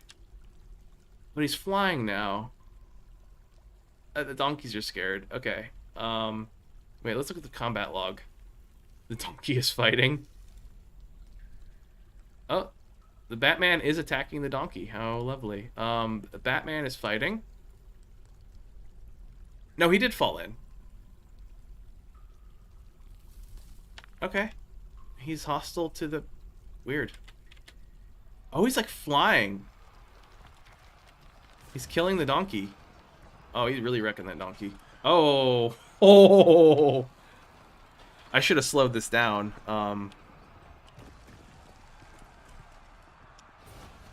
Here, You blink and you miss it. The thing's guts are hanging out. Is it still alive at least? Unconscious, tired, heavy bleeding, seriously injured. Let's look at its health. Oh, yeah, it can fly. Okay, heavy bleeding, tired, ability to stand lost, ability to grasp somewhat impaired, ability to fly lost, motor nerve damage, sensory nerve damage. Literally everything's wrong with it. Its upper left arm is gone. The Hydra just fucking... Okay, that's great. I want to look at the combat log of the Hydra.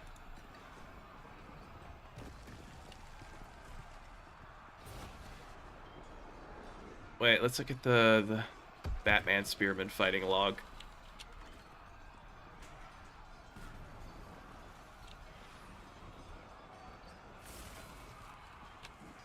Oh, I just realized, when I captured these guys, I never removed their weapons. The Bat people have armor and weapons, and you can actually remove weapons from creatures that are trapped. You just use the dumping tool. I just forgot to remove it from these guys. All right, so he was actually stabbing these guys with spears. Cool. Okay, so he kills the donkey, and then he attacks the Hydra somehow.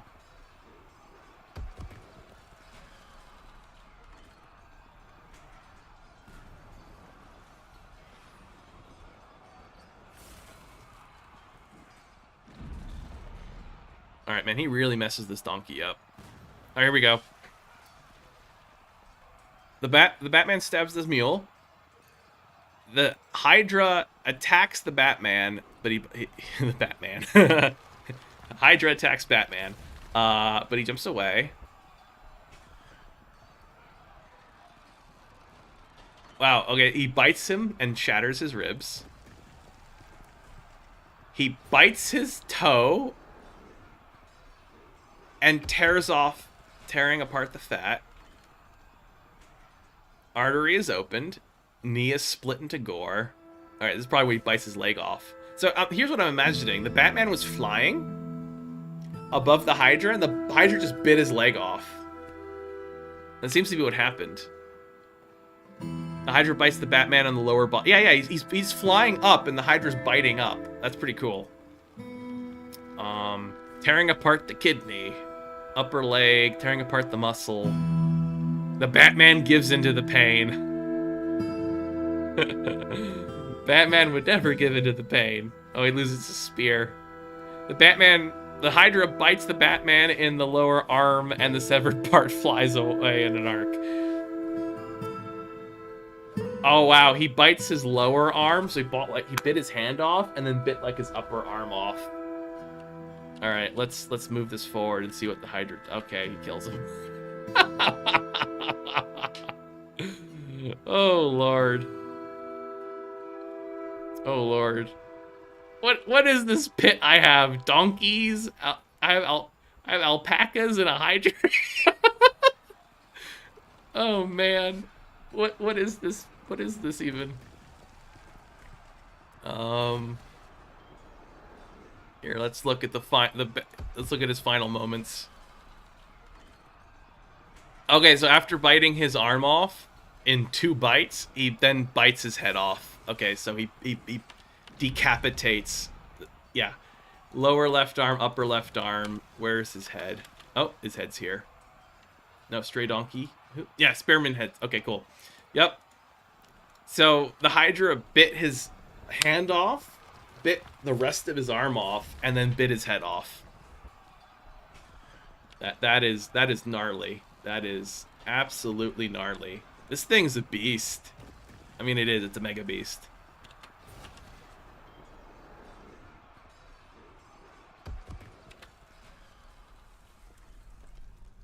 Oh man. All right. I've been streaming for a long time now, and I think I'm gonna call it.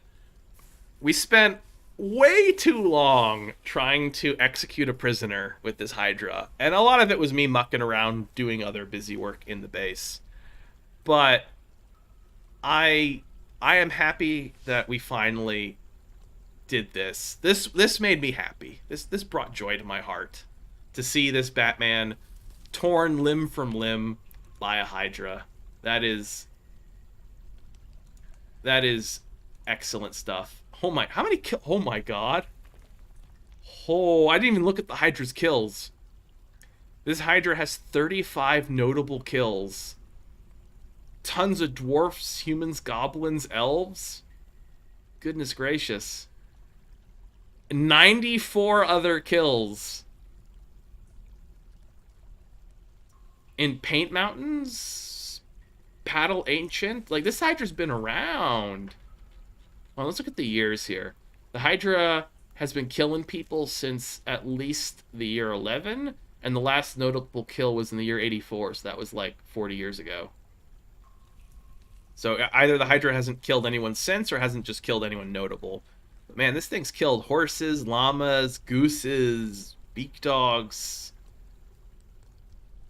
Oh man, rabbits, camels, cats, dwarves, unimportant dwarves. Man, he's eaten at least 10 dwarves. No, 16 dwarves I see listed here. Goblin, alpaca, a kestrel. Man, this thing has been around. Okay, what I might do is I'm probably gonna like look in Legends and just see where this thing's been. Let's just... Oh man, this is just a wonderful... I like this creature a lot. This Hydra's just great. Alright, I'm going to end the stream here. I have no idea if anyone watched this or even enjoyed it, but I am very pleased with this result. It took way too long to get there, but that was great. That Hydra messed that thing up. That was worth it. Alright. I don't know if I'm going to stream video games all that often, but this was fun. My channel's mostly for music, you know? Like, my synthesizer's over there. I'm not using it right now. I'm actually moving, but I really enjoyed finally doing this. Alright. I'm gonna sign off. Take care.